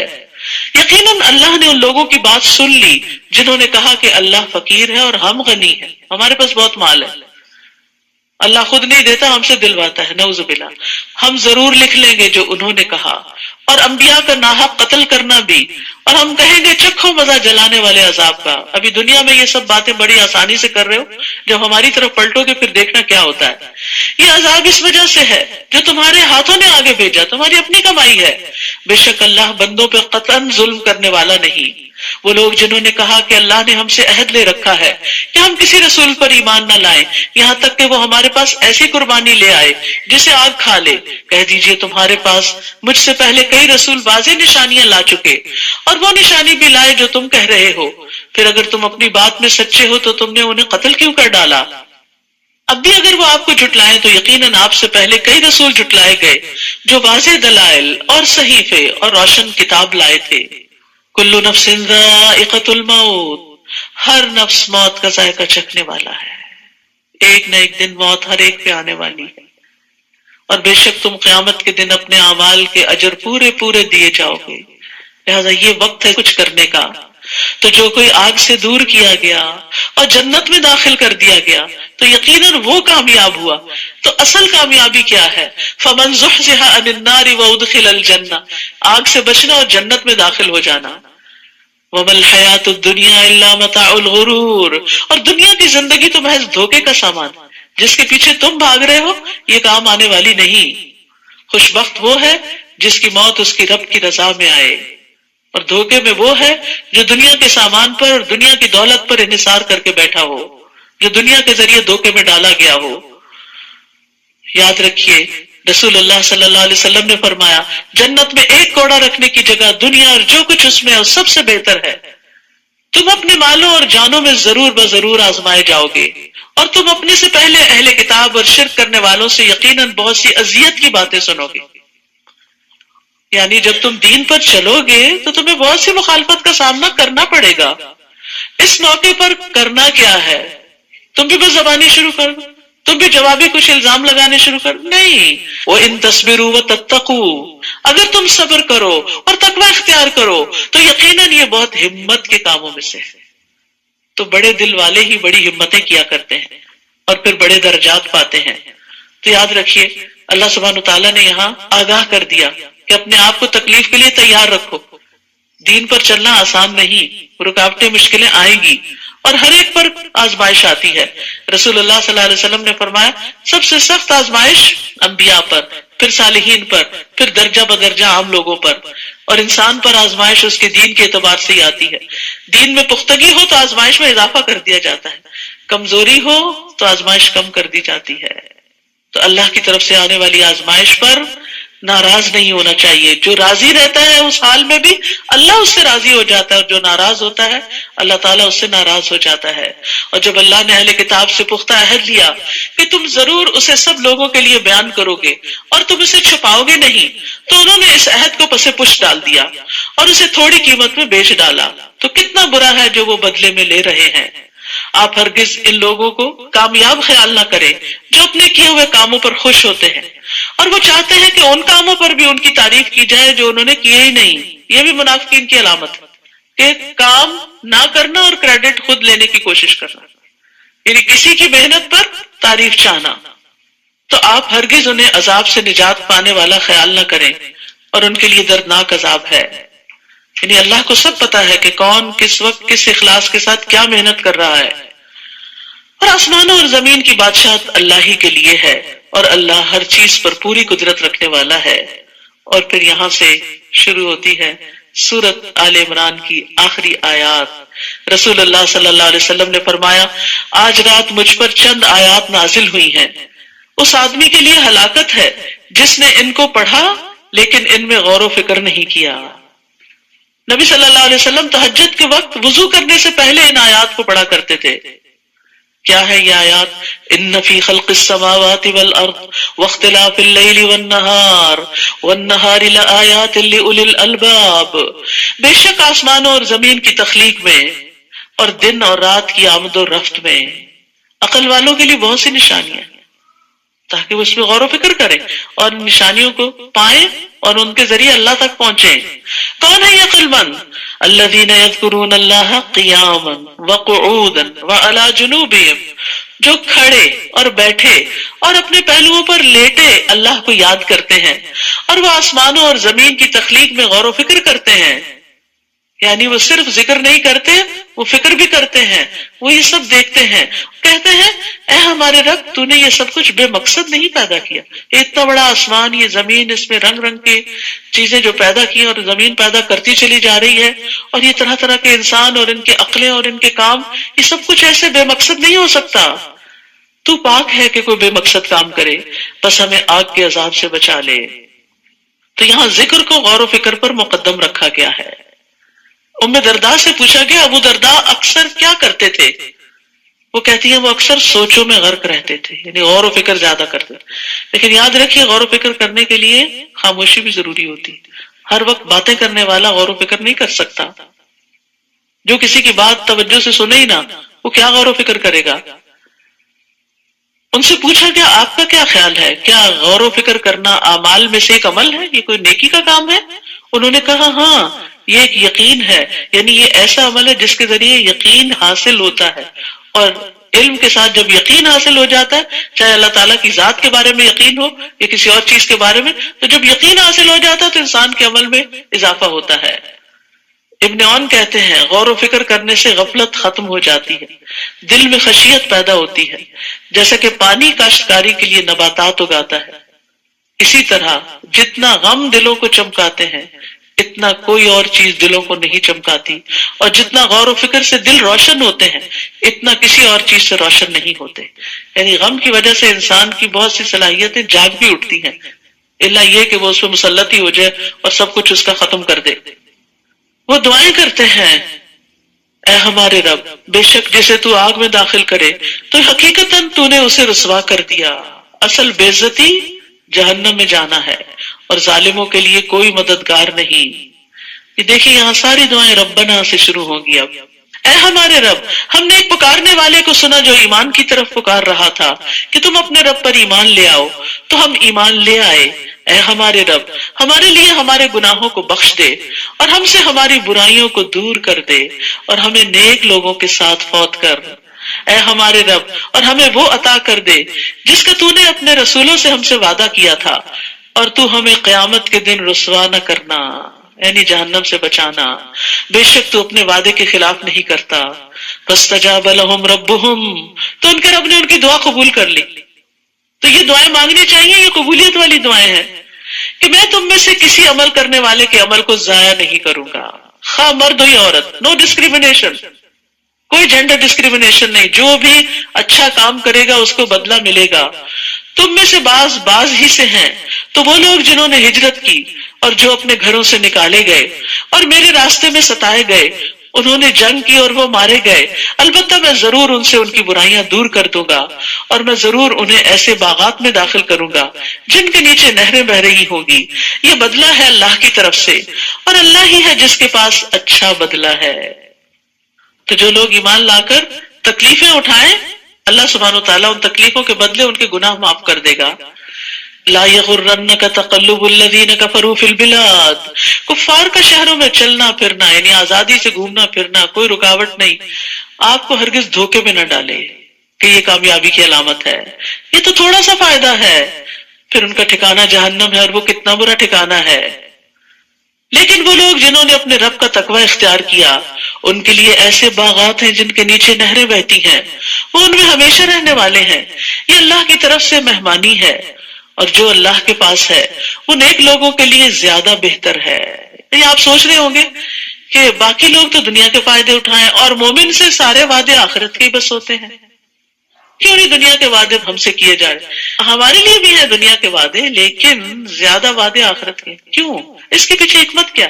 حکمت یہ ہے کہ دنیا تو ختم ہو جانے والی ہے، اس میں جو کچھ بھی مل جائے وہ عارضی ہے، معمولی ہے، مچھر کے پر برابر بھی نہیں، اور جو وہاں کا وہ ہمیشہ کا۔ تو عقل مند وہ ہے جو حقیر چیز کے مقابلے میں بڑی چیز کو پریفر کرے، خواہ وہ بعد میں آئے۔ مثلا آپ کی پسند کا ڈرنک دوسرے راؤنڈ میں آنے والا ہے، تو آپ پہلے راؤنڈ میں آنے والے ڈرنک کو کیا کرتے ہیں؟ چھوڑ دیتے ہیں کہ میں زیادہ اچھا والا لوں گا۔ تو اگر دنیا میں کچھ نہیں بھی ملتا تو کوئی بات نہیں، اللہ کا وعدہ جھوٹا نہیں، اللہ کے سارے وعدے سچے ہیں۔ اللہ پر ایمان، اعتماد اور یقین یہی تو ہے کہ اس کے وعدوں کو سچا مانتے ہوئے جو کرنے کے کام ہے وہ کرتے چلے جائیں۔ اسی کا تو اجر ہے کہ اعتماد ہے، بھروسہ ہے ہمیں اللہ پر کہ وہ سچ کہہ رہا ہے، وہ ضرور اپنے وعدے پورے کرے گا۔ اور بے شک اہل کتاب میں سے کچھ ایسے بھی ہیں جو اللہ پر ایمان رکھتے ہیں اور اس پر جو آپ کی طرف نازل کیا گیا اور اس پر بھی جو ان کی طرف نازل کیا گیا، اللہ کے لیے جھکنے والے ہیں، اللہ کی آیات کو تھوڑی قیمت کے عوض نہیں بیچتے، یعنی دین کو دنیا کی خاطر نہیں بیچتے۔ ایسے ہی لوگوں کا اجر ان کے رب کے پاس ہے، بے شک اللہ جلد حساب لینے والا ہے۔ یا ایھا الذین آمنوا اصبروا وصابروا ورابطوا واتقوا اللہ لعلکم تفلحون، اے لوگو جو ایمان لائے ہو، صبر کرو اور مقابلے میں مضبوط رہو اور تیار رہو اور اللہ کا تقوی اختیار کرو تاکہ تم کامیاب ہو جاؤ۔ یہاں پر آپ دیکھیے سورت میں جو چیز بار بار ریپیٹ ہوئی کامیابی کی علامت، وہ کیا ہے؟ صبر اور تقوی۔ صبر تکلیف دہ چیز کے پیش آنے پر، اور تقوی تکلیف دہ حالات میں بھی اللہ کی اطاعت پر جمے رہنے پر۔ تو صبر اور تقوی دونوں لازم و ملزوم ہوتے ہیں، دونوں سے بندوں کی اصلاح بھی ہوتی ہے۔ تو کچھ لوگ ہوتے ہیں جو صبر کرتے ہیں تقوی نہیں اختیار کرتے، کچھ ہوتے ہیں جو تقوی اختیار کرتے ہیں صبر نہیں اختیار کرتے، کچھ ہوتے ہیں جو دونوں اختیار کرتے ہیں، اور کچھ ہوتے ہیں جو دونوں ہی نہیں کرتے۔ تو اللہ سبحانہ وتعالی ہمیں ان لوگوں میں شامل کرے جو صبر بھی کرے اور تقوی بھی۔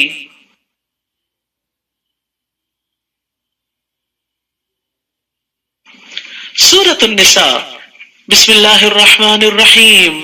یا ایھا الناس اتقوا ربکم الذی خلقکم من نفس واحدۃ وخلق منها زوجها وبث منهما رجالا كثيرا ونساء واتقوا الله الذي تساءلون به والارحام ان الله كان عليكم رقيبا۔ سورۃ النساء عورتوں سے متعلق سورت ہے۔ قرآن مجید میں کوئی سورت الرجال نہیں، مردوں کے نام کی کوئی سورت نہیں۔ جہاں تک مومنون وغیرہ کا تعلق ہے تو اس میں مرد عورتیں سبھی شامل ہیں۔ اے لوگو ڈرو اپنے رب سے جس نے تمہیں ایک جان سے پیدا کیا، یعنی آدم علیہ السلام سے، اور اسی سے اس کا جوڑا بنایا، یعنی حوا کو انہی سے پیدا کیا، اور ان دونوں سے بہت سے مرد اور عورتیں دنیا میں پھیلا دیے۔ آبادی بڑھتی چلی جا رہی ہے پلانٹ، اور یہ سب آدم کی اولاد ہیں۔ اور اللہ سے ڈرو جس کے واسطے سے تم ایک دوسرے سے سوال کرتے ہو، اپنے حقوق مانگتے ہو، اور رشتوں کو کاٹنے سے بھی ڈرو، بے شک اللہ تم پر نگران ہے۔ تو یاد رکھیے اپنے اوپر رب کا تقوی لازم کر لینا چاہیے۔ تقوی ہر کام کی بنیاد ہے۔ آپ صلی اللہ علیہ وسلم نے ابو سعید خدری سے کہا تھا میں تجھے اللہ سے تقوی کی وصیت کرتا ہوں کیونکہ وہ ہر نیکی کی جڑ ہے. تقوی ہوگا تو عورتوں کے حقوق بھی ملیں گے، تقوی ہوگا تو یتیموں کے حقوق بھی ملیں گے، کمزوروں کے حقوق بھی ملیں گے، تمام انسانوں کے ساتھ خیر خواہی کی جائے گی. وَآتُوا الْيَتَامَىٰ أَمْوَالَهُمْ، اور یتیموں کے مال ان کے حوالے کر دو، یعنی جب وہ بالغ ہو جائیں. اور تم اپنے ناپاک مال کو ان کے عمدہ مال سے تبدیل نہ کرو، یعنی اپنا گھٹیا مال ان کے اچھے مال سے مت بدل لو. یعنی ان کو وراثت میں جو کچھ ملا ہے اگر تم اس کے ذمہ دار ہو، یعنی اس کے حفاظت کر رہے ہو، تو یہ نہیں کہ اپنی خراب چیزیں ان کے مال میں رکھ دو اور ان کی اچھی چیزیں اپنے مال میں بدلے میں رکھ لو، اور نہ ان کے مال کو اپنے مال کے ساتھ ملا کے کھا جاؤ کہ پتہ ہی نہ چلے کسی کو. یقیناً یہ بہت بڑا گناہ ہے، اور اس سے کون بچے گا کہ یتیم کا مال نہ کھائے اور اس کی حفاظت کرے جب تک بڑا ہو جائے پھر اس کے حوالے کرے؟ وہی جس کے اندر تقویٰ ہے، جو اللہ سے ڈرتا ہے. رسول اللہ صلی اللہ علیہ وسلم نے فرمایا اپنے یا کسی دوسرے کے یتیم بچے کی پرورش کرنے والا میں اور جنت میں وہ اس طرح ہوں گے بشرطے کہ وہ اللہ سے ڈرتا ہو. تو امام مالک نے شہادت والی اور درمیانی انگلی سے اشارہ کر کے بتایا کہ ساتھ ساتھ ہوں گے. تو اب وہ عورتیں جو یتیم بچے پالتی ہیں وہ بھی اس حکم میں شامل ہیں. اور اگر تمہیں خوف ہو کہ تم یتیم لڑکیوں سے انصاف نہ کر سکو گے تو دوسری عورتوں میں سے جو تمہیں پسند آئیں 2 اور 3 اور 4 سے نکاح کر لو. پھر اگر تمہیں ڈر ہو کہ تم ان کے درمیان عدل نہ کر سکو گے تو ایک ہی سے نکاح کافی ہے، یعنی ایک رخصت دی گئی بوقت ضرورت لیکن عدل کی شرط کے ساتھ، اور واضح بتا دیا گیا کہ اگر عدل نہیں کر سکتے تو پھر ایک ہی، یا تمہارے دائیں ہاتھ جن عورتوں کے مالک ہوئے یہ زیادہ قریب ہے کہ تم ایک طرف مائل نہ ہو جاؤ. اور عورتوں سے نکاح کرتے وقت ان کے مہر خوش دلی سے ادا کیا کرو، اور پھر اگر وہ اپنی طرف سے کوئی چیز تمہارے لیے مہر میں سے چھوڑ دیں، ایز اے گفٹ تمہیں واپس کر دیں، تو اسے خوش مزہ اور خوشگوار سمجھ کر کھاؤ پیو. یعنی بیوی کا گفٹ جو ہے اسے خوشی سے قبول کرو، حقیر نہ سمجھو. اور تم نادان یعنی یتیم بچوں کو اپنے مال مت دو. جب بچے چھوٹے ہونے اپنی منی مینجمنٹ نہ آتی ہو تو ان کے حوالے مت کرو، جنہیں اللہ نے تمہارے لیے قیام زندگی کا ذریعہ بنایا ہے. یعنی مال جو ہے وہ زندگی کو قائم رکھنے کا ذریعہ ہے، ضروریات پوری کرنے کا. اور انہیں تم اس میں سے کھلاؤ اور پہناؤ اور ان سے اچھی بات کہتے رہو. جب وہ مطالبہ کرے، جب وہ غصے کا اظہار کرے دے دے ہمارے مال، ہم بس خود ہی اس کو دیکھ لیں گے، تو ان کو پیار سے سمجھاتے رہو، ان کی ضروریات اس میں سے پوری کرتے رہو، لیکن اس وقت ان کے حوالے کرو جب وہ سمجھدار ہو چکے ہوں. ایک حدیث کے مطابق ناسمجھ کو مال دینے والے کی دعا قبول نہیں ہوتی. اور یتیموں کو آزماتے رہو یہاں تک کہ جب وہ نکاح کی عمر کو پہنچ جائیں، یعنی میچور ہو جائیں. پھر اگر تم ان میں سمجھ بوجھ پاؤ تو ان کے مال ان کے حوالے کر دو، اور تم ان کے مال اسراف اور جلدی کرتے ہوئے مت کھاؤ اس ڈر سے کہ وہ بڑے ہو جائیں گے اور پھر ان کو دینا پڑے گا. اور جو کوئی تم میں سے مالدار ہو تو اسے یتیموں کے مال سے بچنا چاہیے، یعنی ان کے مال میں سے بطور اجرت نہ لے. اور جو مالی طور پر محتاج ہو اسے چاہیے کہ وہ معروف طریقے سے کھائے، یعنی اپنا محنت کا حق وصول کر لے لیکن محتاط طریقے سے.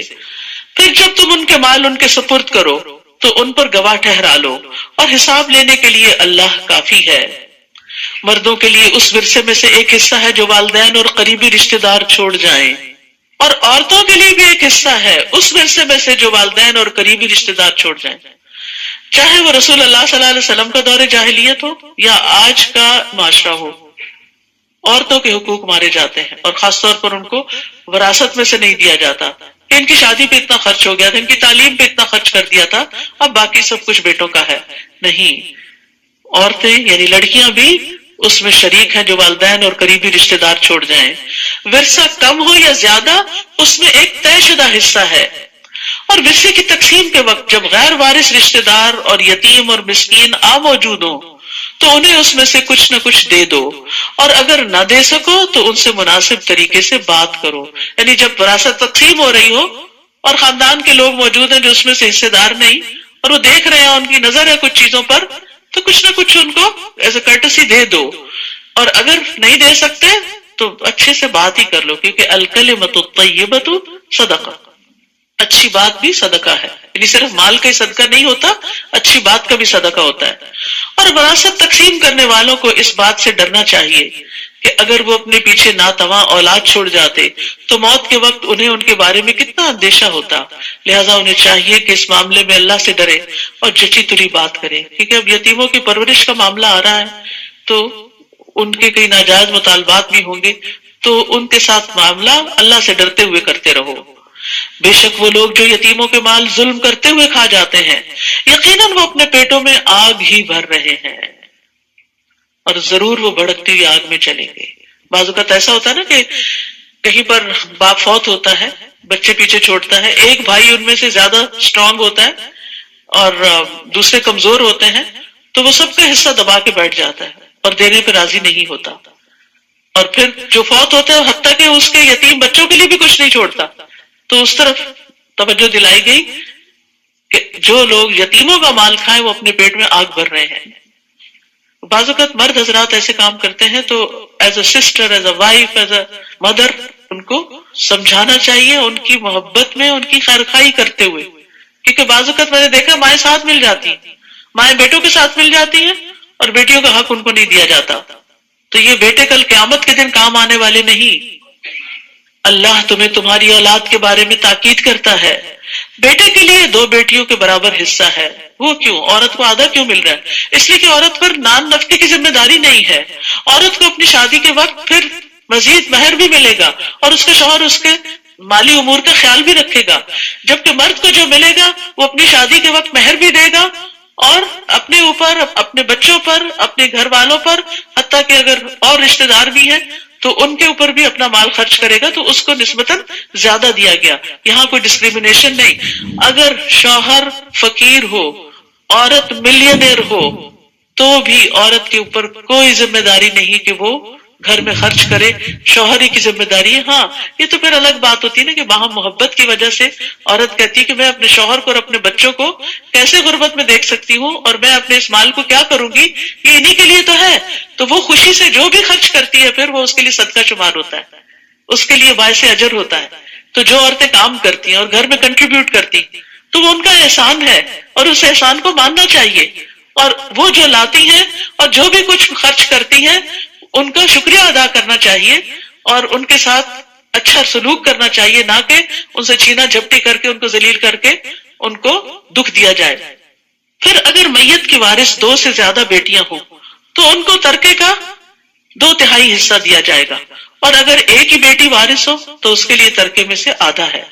اگر میت کی کوئی اولاد ہو تو اس کے والدین میں سے ہر ایک کو ترکے میں سے 6واں حصہ ملے گا، اور اگر وہ صاحب اولاد نہ ہو اور اس کے وارث والدین ہی ہو، بچے کوئی نہیں صرف ماں باپ ہی ہیں، تو ماں کے لیے ترکے کا 3واں حصہ ہوگا، اور اگر اس میت کے بہن بھائی بھی ہوں تو اس کی ماں کے لیے 6واں حصہ ہوگا. یہ سب تقسیم وصیت پوری کرنے یا قرض کی ادائیگی کے بعد ہوگی. تم نہیں جانتے کہ تمہارے والدین اور تمہاری اولاد میں سے کون فائدہ پہنچانے میں تم سے قریب تر ہے. یہ اللہ کی طرف سے طے شدہ حصے ہیں. بے شک اللہ بہت علم والا اور کمال حکمت والا ہے. اس لیے اس تقسیم پہ راضی ہو جاؤ، اس پر اعتراض نہ کرو. اللہ سبحانہ تعالیٰ جس طرح سارے حالات کو جانتا ہے تم نہیں جانتے، اس لیے صرف ظاہری اور وقتی طور پر اگر آدھا آدھا دے کر تم خوش ہو جاتے ہو کہ ہم نے زیادہ انصاف کیا، نہیں، اللہ سبحانہ تعالیٰ زیادہ انصاف کرنے والا ہے. کیونکہ اسلام کا یہ نظام جو وراثت کی تقسیم کا ہے یہ پورے آن دا ہول سارے سسٹم میں لیا جائے گا، نہ کہ ایک جز کے طور پر جس میں عورت کے حقوق اور بچوں کے حقوق کے دیگر احکامات بھی موجود ہیں. کیونکہ اللہ سبحانہ تعالیٰ بندوں پر ان کے والدین سے بھی زیادہ مہربان ہے. وہ عام محاورہ ہے نا، ایک 70 ماؤں سے بھی بڑھ کے پیار کرتے ہیں. تو پھر یہ اس کی محبت ہے کہ اس نے اس معاملے میں رسول اللہ صلی اللہ علیہ وسلم کو بھی نہیں کہا کہ آپ تقسیم کر دیں، ترازو اپنے ہاتھ میں رکھی کہ اس نے سب کے حصے خود بانٹ دیے. وَلَكُمْ نِصْفُ مَا تَرَكَ أَزْوَاجُكُمْ، اور اگر تمہاری بیویاں صاحب اولاد نہ ہوں تو ان کے ترکے میں تمہارے لیے آدھا حصہ ہے. پھر اگر ان کی اولاد ہو تو تمہارے لیے ترکے میں سے وصیت پوری کرنے یا قرض کی ادائیگی کے بعد 4واں حصہ ہوگا، اور اگر تم صاحب اولاد نہ ہو تو تمہاری بیویوں کے لیے ترکے میں سے 4واں حصہ ہے. پھر اگر تمہاری اولاد ہو تو ان کے لیے ترکے میں سے 8واں حصہ ہے. یہ سب تقسیم وصیت پوری کرنے یا قرض کی ادائیگی کے بعد ہوگی. اور اگر کوئی مرد یا عورت بے اولاد ہو، کلالہ، اور اس کے ماں باپ بھی حیات نہ ہو مگر اس کا ایک بھائی اور ایک بہن ہو، تو بھائی اور بہن ہر ایک کو 6واں حصہ ملے گا. اگر وہ اس سے زیادہ ہوں تو سب کے سب ترکے کے 1/3 میں شریک ہوں گے. یہ سب تقسیم وصیت پوری کرنے یا قرض کی ادائیگی کے بعد ہوگی، بشرطے کہ کسی کا نقصان نہ کیا گیا ہو. یہ اللہ کی طرف سے ایک تاکیدی حکم ہے اور اللہ خوب جاننے والا ہے، بہت بردبار ہے. یاد رکھیے ورثے کی تقسیم اس وقت ہوگی جب وصیت پوری کر دی جائے اور قرض ادا کر دیا جائے میت کی طرف سے. تو وصیت میں تکلیف پہنچانا کبیرہ گناہوں میں سے ہے، اور وصیت بھی 1/3 مال میں سے ہونی چاہیے. کسی وارث کے لیے وصیت نہیں ہو سکتی، 1/3 سے زیادہ میں وصیت نہیں ہو سکتی. وارث اگرچہ غنی ہو لیکن پھر بھی 1/3 سے زیادہ وصیت درست نہیں. تلک حدود اللہ، یہ اللہ کی حدود ہے، اور جو کوئی اللہ اور اس کے رسول کی اطاعت کرے گا وہ اسے ایسے باغات میں داخل کرے گا جن کے نیچے سے نہریں بہ رہی ہیں، وہ ان میں ہمیشہ رہنے والے ہیں، اور یہ بہت بڑی کامیابی ہے. یہ ہے اصل کامیابی کہ ہمیشہ کی کامیابی. عارضی کامیابی سے انسان خوش ہوتا ہے لیکن عارضی ہی ہوتی ہے. اور جو کوئی اللہ اور اس کے رسول کی نافرمانی کرے گا اور اس کی حدود سے تجاوز کرے گا، یعنی جو کام انہوں نے نہیں کیا وہ ان سے آگے بڑھ کے خود ایجاد کر لے دین میں، وہ اسے آگ میں داخل کرے گا جس میں وہ ہمیشہ رہنے والا ہے، اور اس کے لیے ذلیل کرنے والا عذاب ہے. اور تمہاری عورتوں میں سے جو بے حیائی کا ارتکاب کرے یعنی زنا کا، تو ان کے اس جرم پر اپنے مردوں میں سے 4 گواہ طلب کرو. یعنی ایسے نہیں کہ کوئی بھی الزام لگا دے تو پکڑ لو، پھر اگر وہ گواہی دے دیں تو سزا کے طور پر ان عورتوں کو گھروں میں روک رکھو، کیونکہ یہ خرابی باہر جانے سے ہوئی تو پھر باہر نہ جانے دو یہاں تک کہ موت انہیں آ لے یا اللہ ان کے لیے کوئی اور راستہ بنا دے. یہاں پر زنا کے لیے لفظ فاحشہ استعمال ہوا کیونکہ اس کی برائی کھلی برائی ہے. اور تم میں سے جو 2 مرد اس برائی کا ارتکاب کرے تم دونوں کو ایذا دو، پھر اگر وہ دونوں توبہ کر لیں اور اصلاح کر لیں تو ان سے اعراض برتو. بے شک اللہ بہت توبہ قبول کرنے والا، نہایت رحم کرنے والا ہے. کیونکہ مردوں کو تو گھر میں رکھنے کا فائدہ نہیں، کیونکہ ان کا تو دائرہ کار ہی باہر ہے. انما التوبۃ علی اللہ للذین یعملون السوء بجہالہ، بے شک اللہ کے ذمے ان لوگوں کی توبہ قبول کرنا ہے جو جہالت سے برائی کا ارتکاب کرتے ہیں پھر جلد ہی توبہ کر لیتے ہیں. تو یہی وہ لوگ ہیں جن پر اللہ مہربان ہوتا ہے، اور اللہ بہت علم والا، بہت حکمت والا ہے. تو جہالت کیا ہوتی ہے؟ کہ انسان انجام سے غافل ہو کے، بے خبر ہو کے غلط کام کرے، اللہ کی ناراضگی کا کام کرے، اسے یہ پتہ ہی نہ ہو کہ اس غلط کام پر عذاب بھی لازم ہوتا ہے.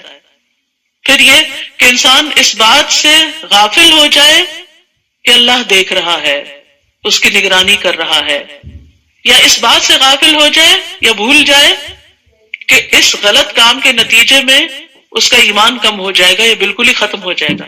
جیسے زنا کرتا ہے جب انسان تو اس کا ایمان اس کے اندر سے نکل جاتا ہے.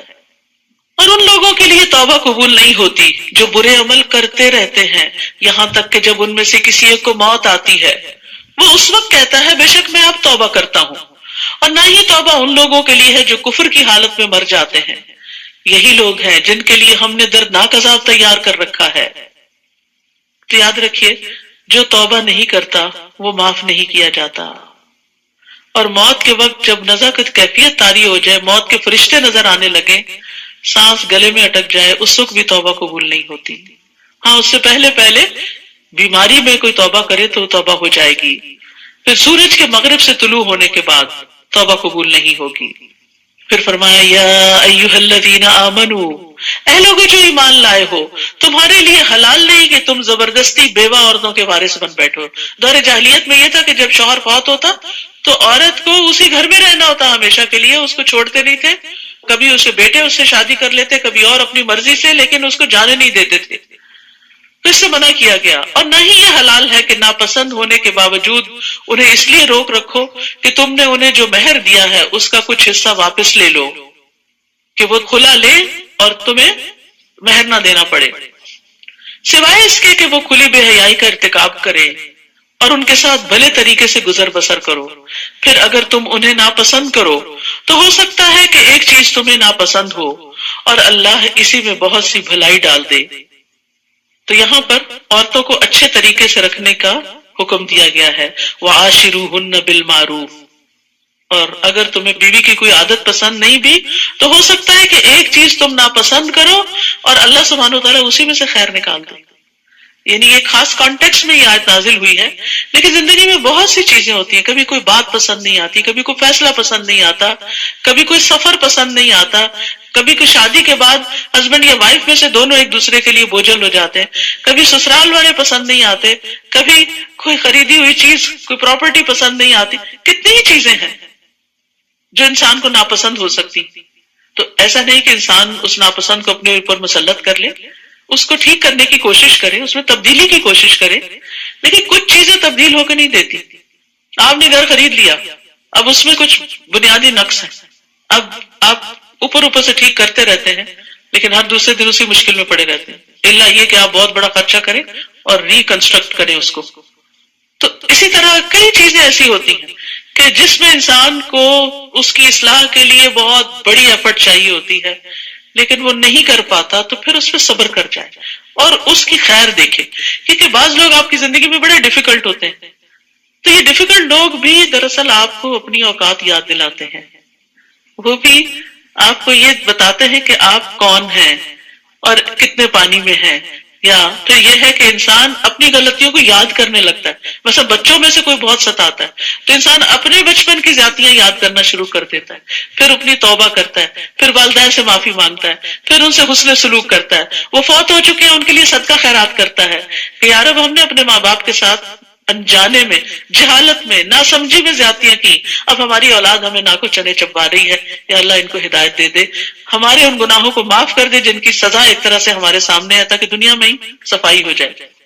تو بہرحال یہاں جس خاص کانٹیکس میں آیت ہے وہ شوہروں کو حکم ہے کہ وہ بیویوں کو اچھے طریقے سے رکھیں، ان کا حق مہر دیں، ان کا نان نفقہ دیں، ان کے سامنے بغیر کسی غلطی کے خواہ مخواہ منہ بسور کے نہ رکھیں، باتوں میں اپنائیت اختیار کریں، سختی نہ کریں، تند خو نہ ہو، اور اپنی بیوی کے علاوہ کسی اور عورت کی طرف رجحان نہ کریں.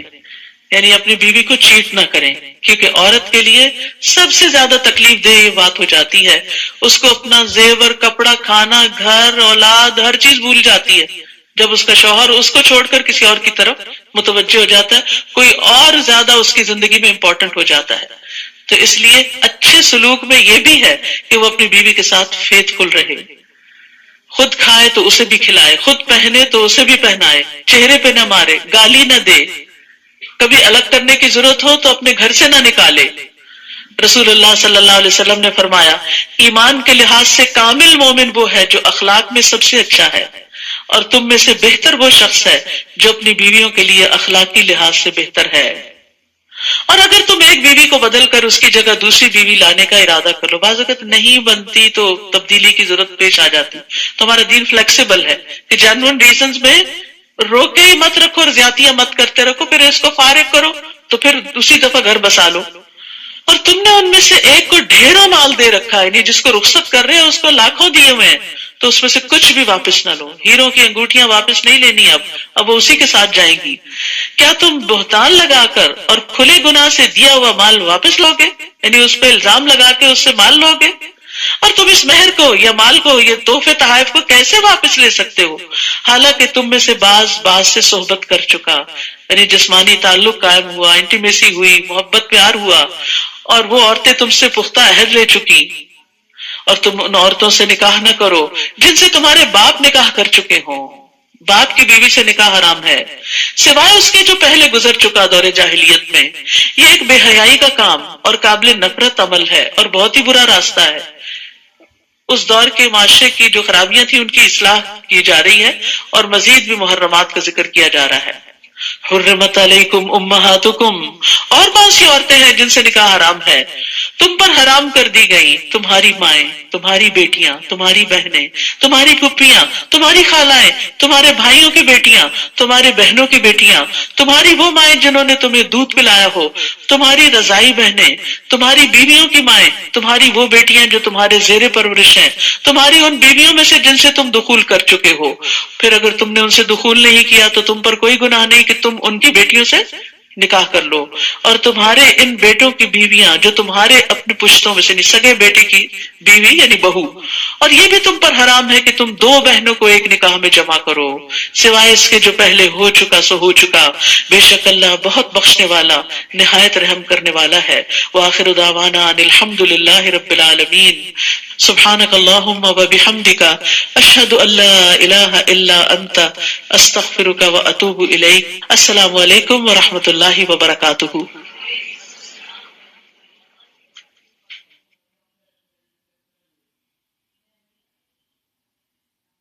السلام علیکم ورحمۃ اللہ وبرکاتہ. کیا حال ہے سب کا؟ الحمدللہ.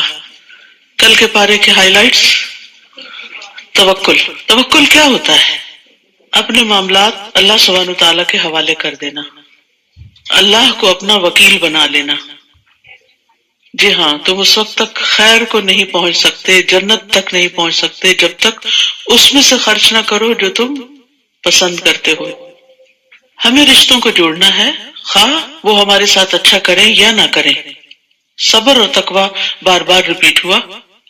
اللہ کی رسی کو سب مل کر مضبوطی سے تھام لو. یعنی اتحاد مسلمانوں کے اندر جبھی ہو سکتا ہے جب لوگ اللہ کی کتاب کے گرد جمع ہو جائیں. امر بالمعروف اور نہی عن المنکر دین کا ایک رکن ہے. داعی جو دعوت دینے والا ہوتا ہے دین کی، وہ نرم مزاج ہوتا ہے. اگر وہ سنگ دل ہو، بد مزاج ہو، تو اس کی ٹیم کے لوگ اس کے ساتھ نہیں چل سکتے، وہ بکھر جاتے ہیں. غور و فکر کرنے سے خشیت پیدا ہوتی ہے، اور اللہ کی خشیت جو ہے وہ پھر معاملات کو درست کرتی ہے. نرمی ہر کام کو خوبصورت بنا دیتی ہے. جن گھرانوں میں نرمی نہیں ہوتی وہاں خرابی ہوتی ہے.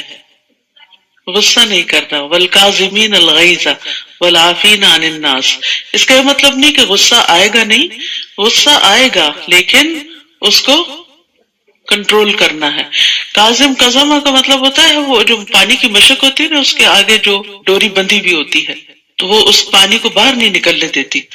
تو غصے کی وجہ سے جو اندر ابال آتا ہے، جب انسان اس کو کنٹرول کرتا ہے تو اندر تو ہوتا ہے، لیکن یہ ہے کہ وہ اس کے ابلتے ہوئے پانی کے چھینٹے دوسروں پہ پڑ کے ان کو نہیں جلاتے، اور تھوڑی دیر کے بعد اپنا ابال بھی ٹھنڈا ہو جاتا ہے اور معاملات اور حالات نارمل اور کنٹرول میں ہو جاتے ہیں. اصل کامیابی آگ سے بچنا اور جنت میں جانا ہے. جو آگ سے بچا لیا گیا اور جنت میں داخل کر دیا گیا وہی دراصل کامیاب ہوا. کسی کو بھی کچھ دے تو یہ سوچیں کہ کیا دے رہے ہیں، کس کو دے رہے ہیں. اور انسان دیتا تو بندوں کے ہاتھ میں ہے، لیکن دراصل وہ اللہ کے پاس چلا جاتا ہے.